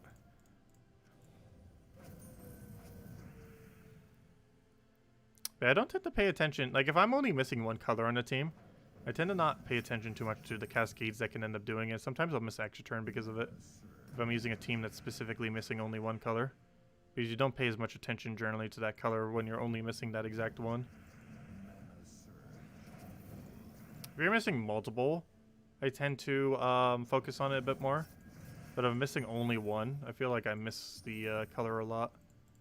If it has like an extra turn sitting somewhere, either through cascade or whatever method. Even if it's just swiping sometimes. Because when you're missing more than one, it's so many that you're kind of looking for all the extra turns. If you're missing only one, you're kind of just focusing on the colors that you already have and kind of just putting that other color on the back burner and then kind of forgetting it's there. Unless you're using like a really heavy convert team that's like converting it out into something. Which some teams like that do. Let's see, I'll throw that down. No, throw that down. Can you please hit click? There we go. Throw that down, we'll be good to go. And that's match.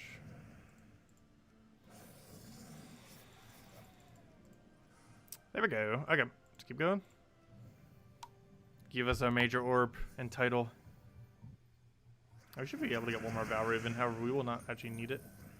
But we'll still get one nonetheless. Oh, perfect, nice. We'll grab that. We weren't really going to have a proper turn to do there because I wasn't going to mana accumulate with him. That would have been a dead turn if we didn't get the extra turn there.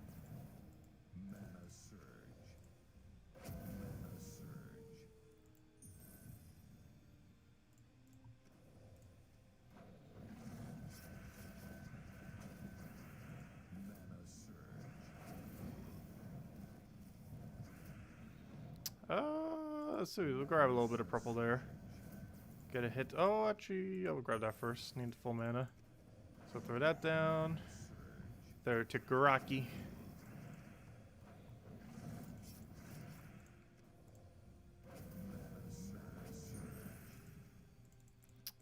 Kaki makes Bounty Hunter so bearable.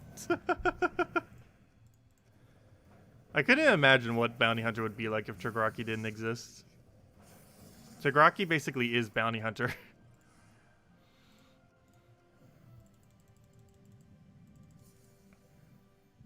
Like the first troop I would ever think of when I with Bounty Hunter in this game is like, oh yeah, Kaki exists. Like there isn't a single Bounty Hunter team that would ever not use Kaki. Also, I need to not kill that first because of the Valraven.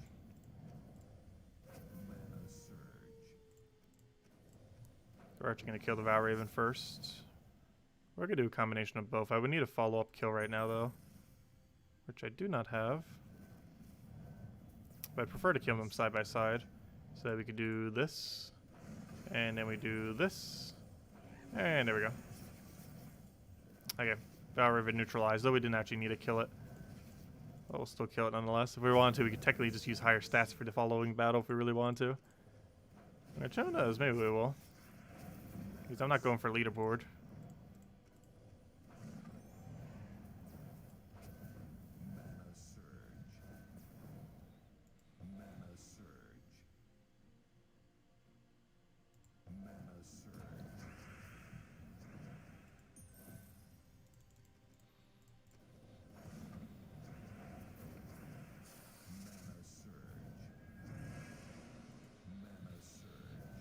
Okay, and then we can get the last little bit of our mana. And then he is dead.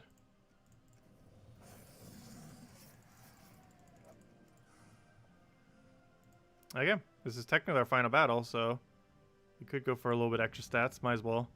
We like almost never use this mechanic. Might as well use it for once. Go super stats for the final battle. This is our final, right? Yes. Alright, let's go do it. 100% extra stats. All of our stats are basically doubled compared to what they would normally be. And we should be able to one-shot now with Kaki. Unfortunately, the other one does not. So now the focus is all in Kaki spam.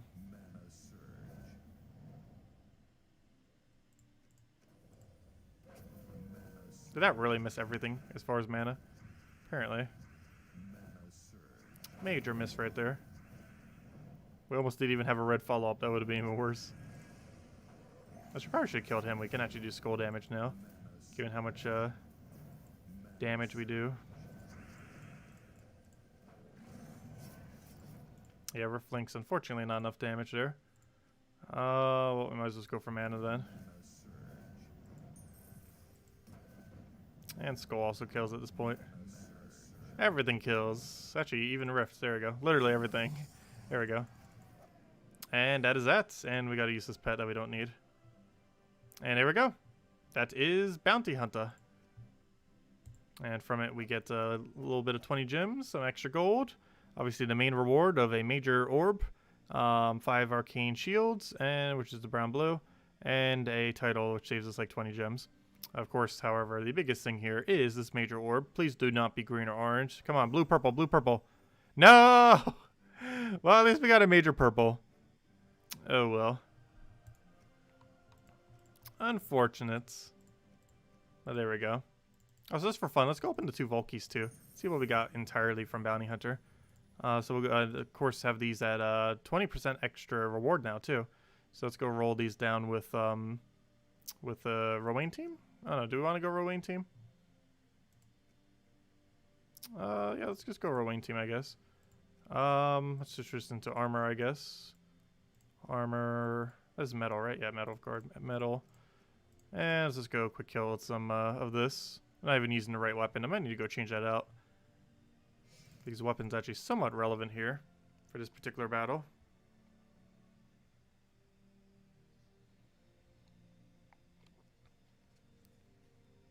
Oh, you're going to be starting a YouTube channel? Nice. Let's see. Yeah, it's quite a bit of fun. What am I looking for? I completely lost my train of thought. Oh, yeah, the 2 keys. I want to open my 2 Vault keys that we got.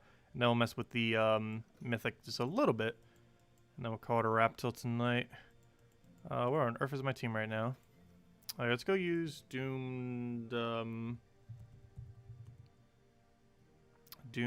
what's it called? Doomed, what's the purple one called? Scythe. And change our class to Archmagus. And we should be good to go. Okay, let's roll with this. Doom Scythe, Rowan, Leprechaun, Mirage Queen, set to Archmagus. I think this is my most effective killing team for this.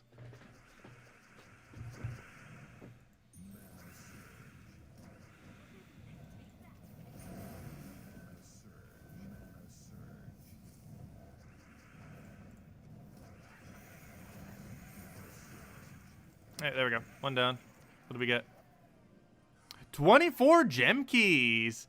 That's basically how many it cost us to go get the Mythic. Look at that. We got the Mythic back right there. But how many keys it costed. That's kind of funny. But the 50 gem keys we just used earlier were pretty much fully replenished. Imagine getting doubled for 24 gem keys with like a 4 gem key drop, which would be a 5. We'd actually get back every key we used for the Mythic. That'd be really funny. Okay, let's open our other key. This is the 2nd key from the Bounty Hunter event. So already really good value from there. From Bounty Hunter. We got a major purple. We got 24 gem keys. We got all the normal drops that it has that are guaranteed. And we got our major blue, or our minor blue back, I mean. So overall, pretty successful Bounty Hunter. Oh gosh, we're 1 mana short though. It didn't surge. That's a little unfortunate actually. Let me take red just in case. Don't need it doing its thing. This is kind of a little bit of an awkward situation. Okay, that works though. That works very well. Okay, we don't have yellow alignment. However, I believe it's enough damage to win, so we're just going to throw this down, let him do whatever, and then he's dead. Okay, we got 6 gems, and an orb. Come on, blue or purple? Ah, oh well. At least we got 12 gems in there. But yeah, that's everything that we got from Bounty Hunter then. So in total, that's all the normal drops. A major purple, a minor blue, and 24 gem keys. On top of the normal amounts that they would have given. So that's a pretty successful Bounty Hunter, I would say. Also, we're back above 20,000 gems, so that's nice. Because we dipped a little bit there, but it came right back. Anyways, also we got purple deeds on adventure board, by the way. Don't forget to go do them. We'll be doing those tonight. But yeah, definitely don't forget to go get those. For purple deeds is pretty good. Okay, so last thing last. Of course, we do have a new Mythic in the game. We kind of briefly went over it at the beginning. Overall, this Mythic in a nutshell is don't use it. However, I do kind of want to go try it with that one Mr. Scales troop. It's something I didn't actually end up team building for earlier today. So we'll go try that and see how it goes. And after that, we'll probably call it a wrap for now. Once we go test that. Hello, Jason. Welcome. But overall, this Mythic just does not seem worth it. His lack of board control makes it extremely underwhelming.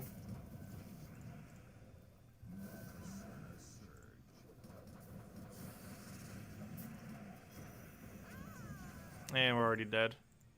We've been having some horrible, horrible battles with it. Okay, let's go try it with, let's go try it with a, this isn't anything, right? No. It was just when we were testing the thing. Okay, let's go test it with that one Naga troop. So if we type in Naga here, there is actually a synergy that we could do with, let's get Marilith. Actually, while we're in here, might as well get all the Nagas. With this troop, with Treachery. Treachery gives 4 to all skills to all Naga allies when matching 4 more gems. So we'll do this, we'll do the Mythic, and we'll do the hero with probably this weapon. You create red and blue, right? Yeah, we'll just roll with that then. So we'll put you up there, we put you over there, we put you over there, and we put you over there. So this is the new team that we're going to be trying. It is the Cobra's Curse, which if you don't have, you won't be able to get for a little while because it's not currently a Mr. Scales event. Followed by Marilith, Treachery, and Mambasira, set to Assassin. This is a pure, where's Assassin? A pure Naga team because Assassin does count as a Naga. So there we go. Okay. So let's go. Also, one kind of funny thing is this gives red weapons 5 additional magic, yet this weapon is not red, which I do find kind of funny. All right, what color are we not using at this point? Yellow? Is that the only color? I believe so. So we're not using yellow. Ideally, we want +2 red into something. Unfortunately, there is no +2 red into something here. So our next best bet is +1 blue into something else. And again, oh no, well, gosh, none of these banners are particularly good for this team. Not a single yellow banner currently fits this team.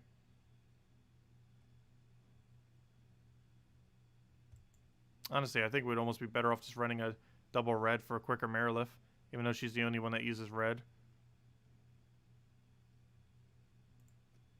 I think we're just going to go double red. No minus yellow banner is that good.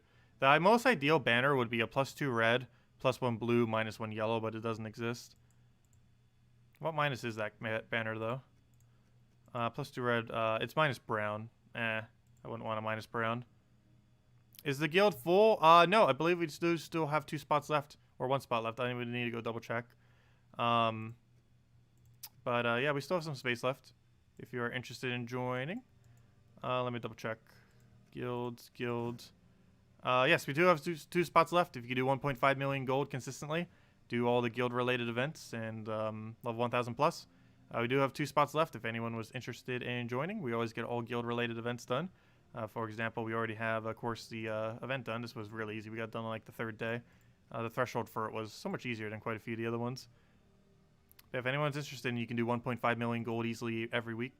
Ideally more, but at minimum 1.5 million, let me know. It's a pretty high gold requirement, but it's one of our only really high requirements. Most of the other ones are pretty standard for late game guilds. Anyways, let me go test this team, see what it does. So we're using Cobra's Curse, Marilith, Treachery, and Mambasira, which I believe the wrong banners. I need to be using 20% into something. I'm not sure exactly which one we'll go for. But 20% into magic I think would be best. 20% to 2 magic. So we'll take red here. Take another red.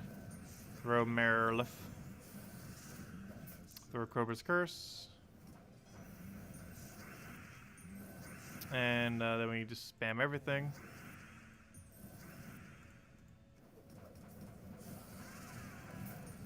Then we away Mirrorlif. And then they're dead. But yeah, it's actually not that bad. I don't feel like it'd be meta. And the team that we're up against was lower stats as well. Let's go try it against something with higher stats. Oh, this is another fake team. Of course, it figures when we actually find like a half-decent one. We keep getting weak teams, so we don't actually know if it's half-decent or if we're just getting it's just because the enemy's so low. This is another battle like that. So it does seem to be doing decent, though. Also, I forgot to double-check. Did we actually set to correct metals? Because I'm not sure if we were earlier.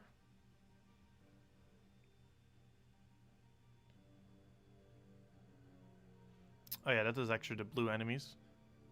It's not currently useful though. And there's a double poke. That would mostly be useful for up against a blue.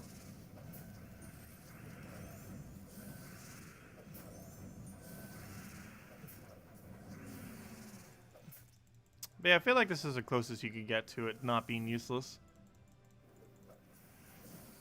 Are we set to the correct banner? No, we're not even set to correct banner either. This is even its final form. Let's see. Now we got it maxed. 20% mana start into 8 magic. I was wondering why the armor was so high. Okay, here we go. We finally found a real team as well. Let's see how it does against a real team. The other two were not real. Or well, actually one of them was, but it was too low stats. It was on the lower player.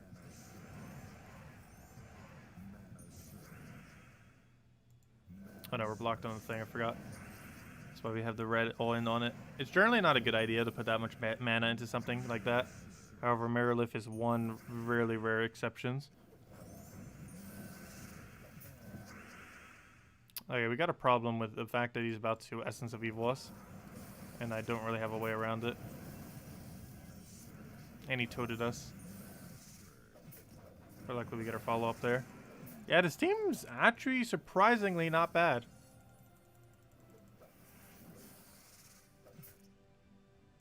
It is surprisingly not bad. Yeah, I'm not sure why I didn't build a pure Naga one. I was thinking like pure colors, but I didn't build a pure Naga for the video. It's definitely usable. I wouldn't say it's meta, but it's usable.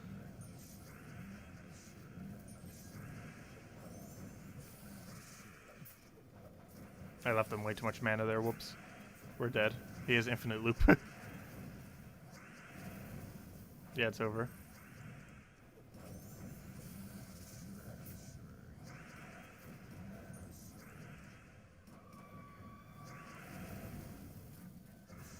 It is very much over.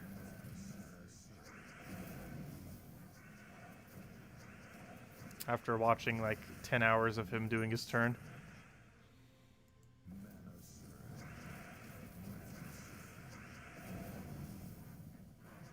Yeah, we're dead. It's one of those things where if you're not using Frost Mage, you're kind of dead already. Frost Mage really easily wins against that team. Otherwise, you're in for a bad time.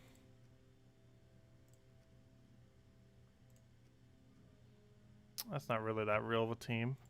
It kind of is. Yeah, we'll fight it. A little bit of a weird combination, but it does work.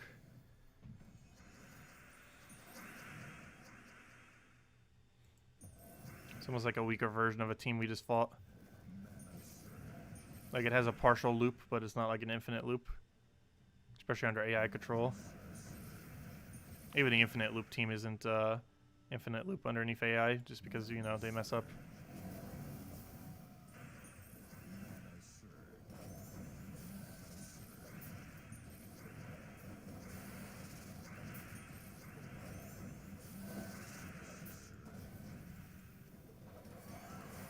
Oh gosh, we just got that 4% instant kill thing to like kill a bunch of them as it was animating. That's kind of funny how weird that looked. Oh gosh, round 2 on this infinite loop guy. Hopefully we can kill it quick enough this time. But yeah, I would say so far, based on what we tested, this is the strongest team you can build out of it. It's a pretty gimmicky team. And it does require this weapon. Though most of these battles we've been doing without the weapon, so maybe it doesn't require it.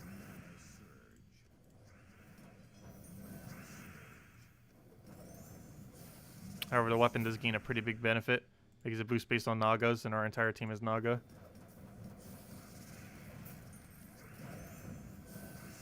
One of the few rare times you would actually run a pure team of Nagas.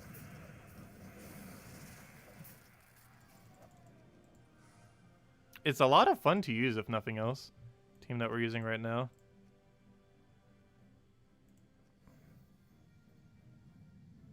Do we have a good full AoE option for Bounty Hunter? No.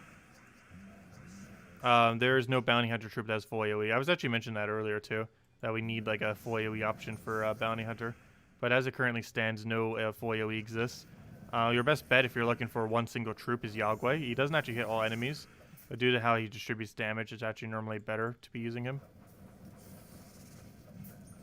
I just realized he actually has all these at Mythic.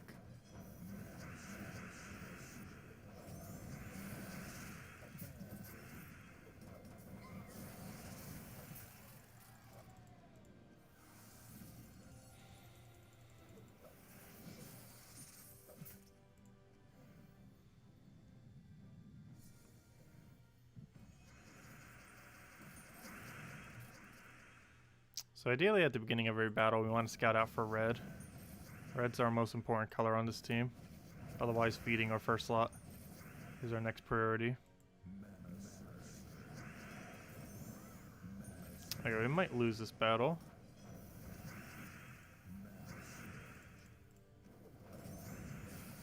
Oh, we're slowly making that comeback. How we both could destroy the entire board.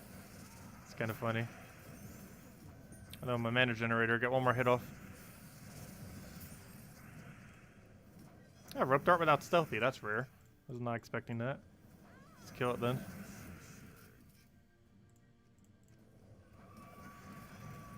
I didn't even realize it's using the Mythic as well. Oh, it's dead now. Yeah, this team's kind of cool. I don't think it's usable for much though. Like, it's fun to mess around with in PvP, but you wouldn't really use it anywhere else. It's not pure color, so you can't use it for Guild Wars. It's not pure color, so you can't use it for Tower of Doom. I guess there might be some delves where you could use it. However, every delve where you could use this, you probably would be able to use an optimal Iron Gut team, because you'd likely have access to blue and green or something similar. Because you'd have to have at least access to blue in order to use the thing. So at that point, you'd pretty much just be able to build an optimal infinite loop team, like off of Forest Troll and Truffles. So you wouldn't necessarily need this team. But yeah, it's fun to mess around with in PvP if nothing else, but I just don't feel like it's viable. Because its Guild War options are just not good compared to other things. And generally speaking, having a good PvP team means very little in the current state of the game. Is because PvP is increasingly getting bad for farming relative to the other locations of the game. And even if you want to do something for PvP, there are quicker teams than what we're using right now. But it's fun to use if nothing else. But it still seems rather useless. Even though this team is actually not bad. But it being not bad does not make it good. Let's see. We'll take that over.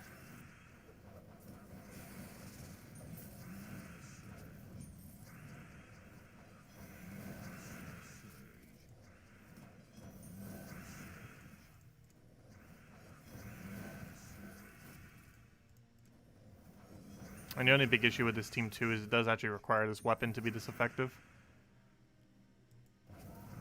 And a lot of people probably don't have this useless weapon. Or at least it was useless until now. I always say that about these weapons. Like, they're probably completely... Like, they're useless now, but there's going to be something that will happen. Like, one troop coming into the game that will make them useful. Well, here you go. His weapon was useless. And then one Mythic came in, and it's like, oh, this weapon's actually good now. Or at least better than it was. It's not meta, though, but it's better than it was prior to today, even though it hasn't been changed at all. It's kind of weird how that can happen. I still find that kind of weird because some troops, several of them that haven't been touched at all, that used to be the most meta thing in the entire game, aren't even good anymore, as far as actually, being able to be used. I think the funniest one is Lady Sapphira. Lady Sapphira, exactly as she was right now, was at one point the strongest troop in the entire game, with no changes compared to how she is exactly as she is now. Yet now she's like among one of the worst in the entire game, and a tier so bad that you would never even bother using her ever.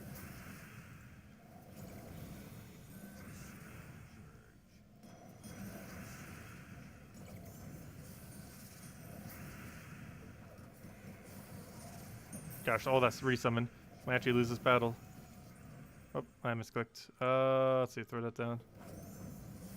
Oh, so this disease is actually doing work on us, oddly enough. Stopping our mana accumulation. Oh yeah, I might as well just double tap with this thing at this point. It's enough damage to kill.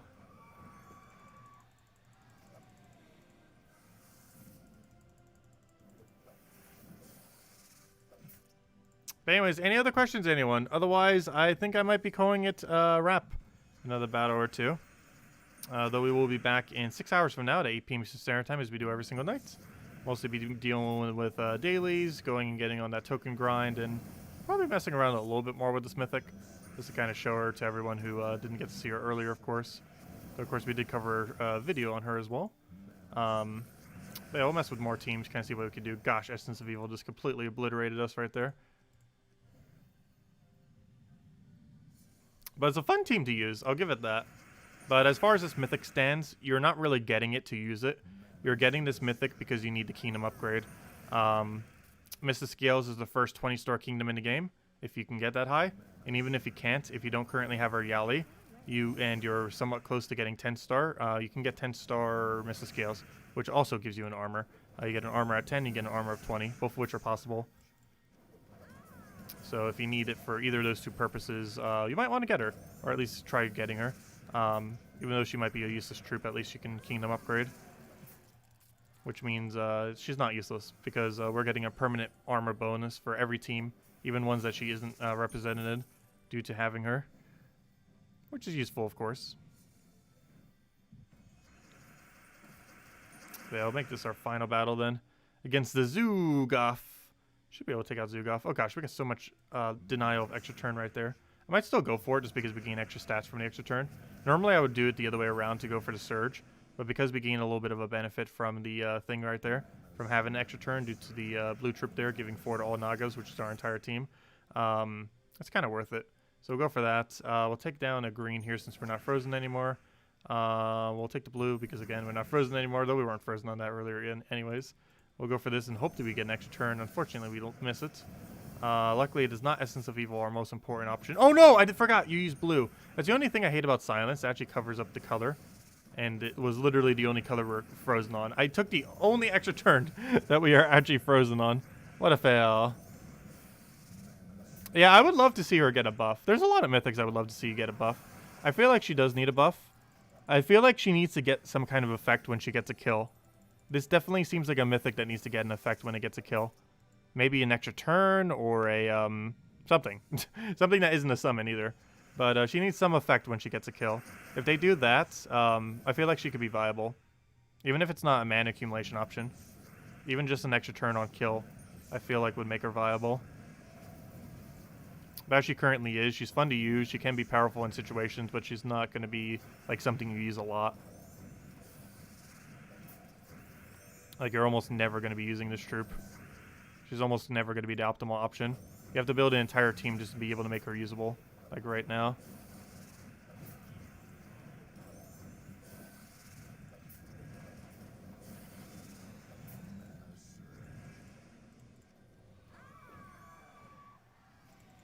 The spell has a lot of damage attached to it. But it drops your turn and it doesn't upscale that well. It's good for like PvP related things. Like if you're fighting people to similar stats than you, it could be pretty decent. The only problem is every single good build with her is not a pure color. So this basically makes her only viable for PvP for the most part. Theoretically, I guess she could be viable if you got her damage really high for something like Explore, like low-level Explore or something like that. But I don't think it's going to beat out Phoenicia in that regard. And the problem is it has such a wide range of what it actually hits that I don't think it's going to be consistent for doing so. It also will take too long to get mana because you can't start her with half mana. There is no current Mr. Scales half mana start. I mean Naga half mana start. That doesn't currently exist. And even if it did, I'm pretty sure it would still be too slow.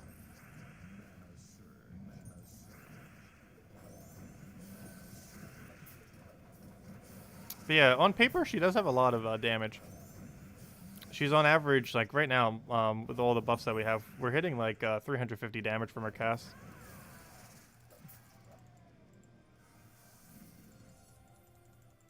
She can end up flopping one of her hits, though, if it doesn't hit high enough when she does all of her rolls. Oh, so we haven't gotten a standard life and death team to face against this. This isn't even a standard life and death either. We'll probably find one tonight to test it against and see how it goes. But far I could tell, this is definitely the strongest we found so far for it. We'll still mess around more tonight. See what can happen with it. I gotta be careful. If I kill that, we have to get frozen. I probably should have targeted something else like life and death. Actually, we probably have stealthy on it. Just guarantee has stealthy on it. Oh gosh, we're frozen now. Oh no! Well, we could still technically win. At this point, I think we just retreat. Just for the sanity's sake of life and death, being life and death. If anything other than the Mythic wouldn't have died there, I probably would have kept playing, but obviously we're mostly messing with the Mythic right now. So it dying is problematic. I'm trying to test the Mythic. We kind of need the Mythic to test the Mythic. That would be very helpful in that situation.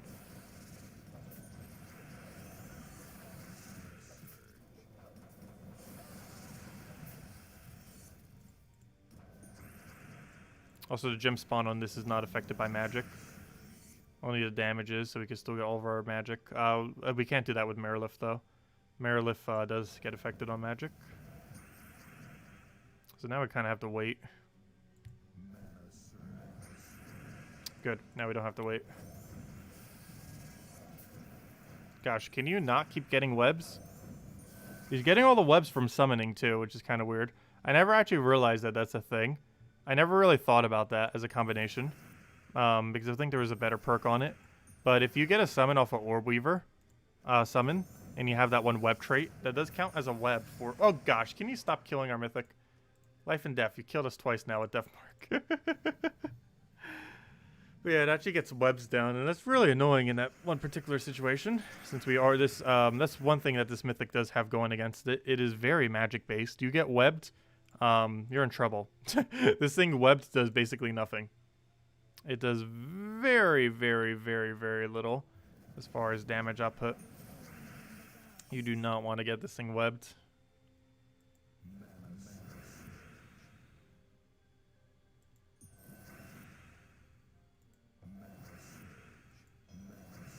Okay, let's go throw this down. Move that over. Get a last little bit of mana somewhere so that we can. Come on, 1 mana short. Let's go get the last little bit of mana there.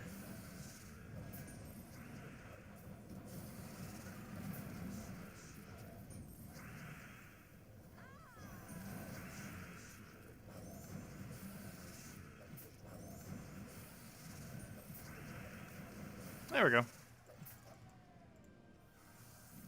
Yeah, it's really fun to use, I do have to say. It's not that consistent, though. But it can be quick when it wants to go quick.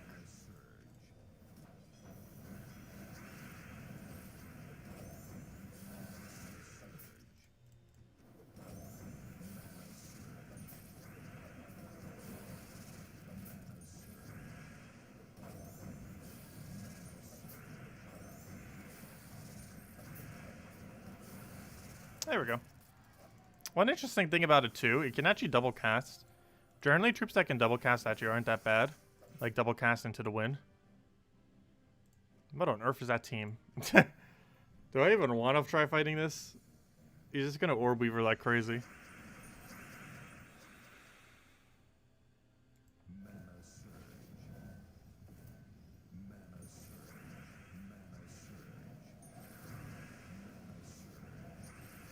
Oh, that's not the direction I wanted. Fail.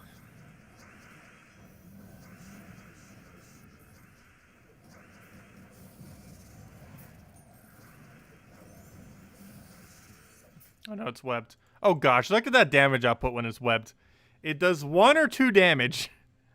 Okay, wow, web is horrible on it. Look at that. 1 to 2 damage. I want to cast that just for fun. Look at how bad that is. 1, 1, 2, 1. Gosh, and all it did was summon spiders.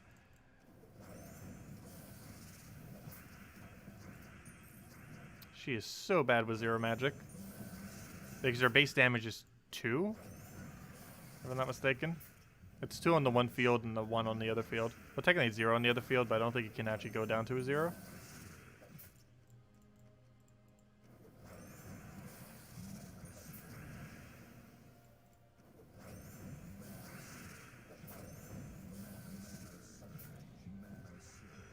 He's got unwebbed already. How are you still webbed? Oh, it doesn't matter. We can just kill with the weapon. That weapon's getting a lot of solo damage as well. The anti-Marilift's not that bad. The weapon that we're using right now. Oh yeah, here's a real team. What kind of a real team? Not a traditional real team, but it's decent.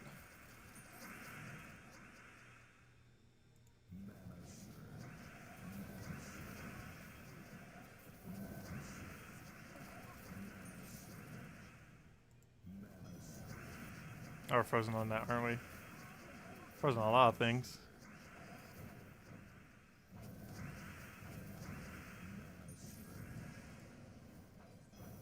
Oh, that was a pretty big miss. Not a complete miss, though. But we're pretty much dead at this point. Yeah, we're dead. It be over. It's still alive somehow. You got this. Dead.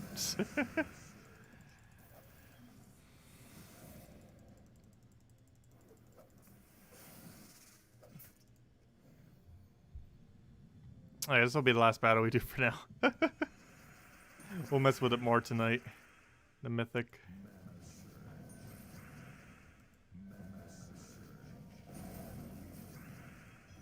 Oh, we're oh gosh, I keep not seeing that one random freeze that's all the way at the bottom.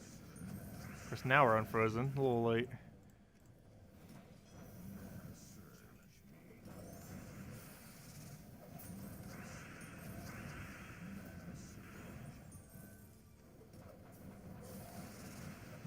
Don't die, don't die, don't die. No, I needed that mana. This thing does have a pretty high mana cost for what it is. I wish they would have given it a 22 instead of a 24. Because when you don't have a mana generator for it, it takes way too long to get its ability up for having no follow-up on it. Alright, we need to get at least a win for our final match. But yeah, I still don't feel like she's that viable to use. And even a team like this, which is better for her, you'd only really use this in PvP. Like, you wouldn't be able to use this outside of PvP. And even if PvP can get obliterated sometimes. Though then again, in all fairness, almost every team in PvP can eventually get obliterated. This is how PvP is.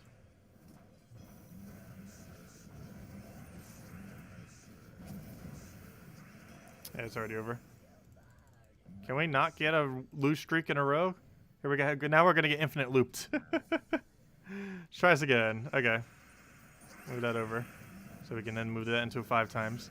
So we can then move that into a 5 times. So we can then cast this on turn 1. So we can then do this and hopefully not miss and then win. Good. And now we throw a big mirror lift. Very good. And then we throw that. Easy. And unfortunately not enough damage, but it won't really matter because you do that. And it dies off of pretty much anything here. Has a bunch of billion hits and overkill like crazy. There we go. Anyways, guys. I'm going to be heading out for now.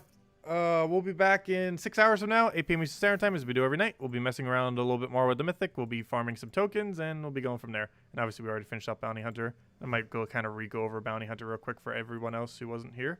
Yeah, it's pretty much the game plan. Anyways, guys. Thank you so much for stopping by. Best of luck if you're going to be going for the Mythic. Best of luck with Bounty Hunter as well, as far as all the orb drops and everything. And I will catch you guys soon. And yeah, next stream is 6 hours from now, and we'll go from there. Catch you guys later. And thank you so much for watching as always. Greatly appreciated.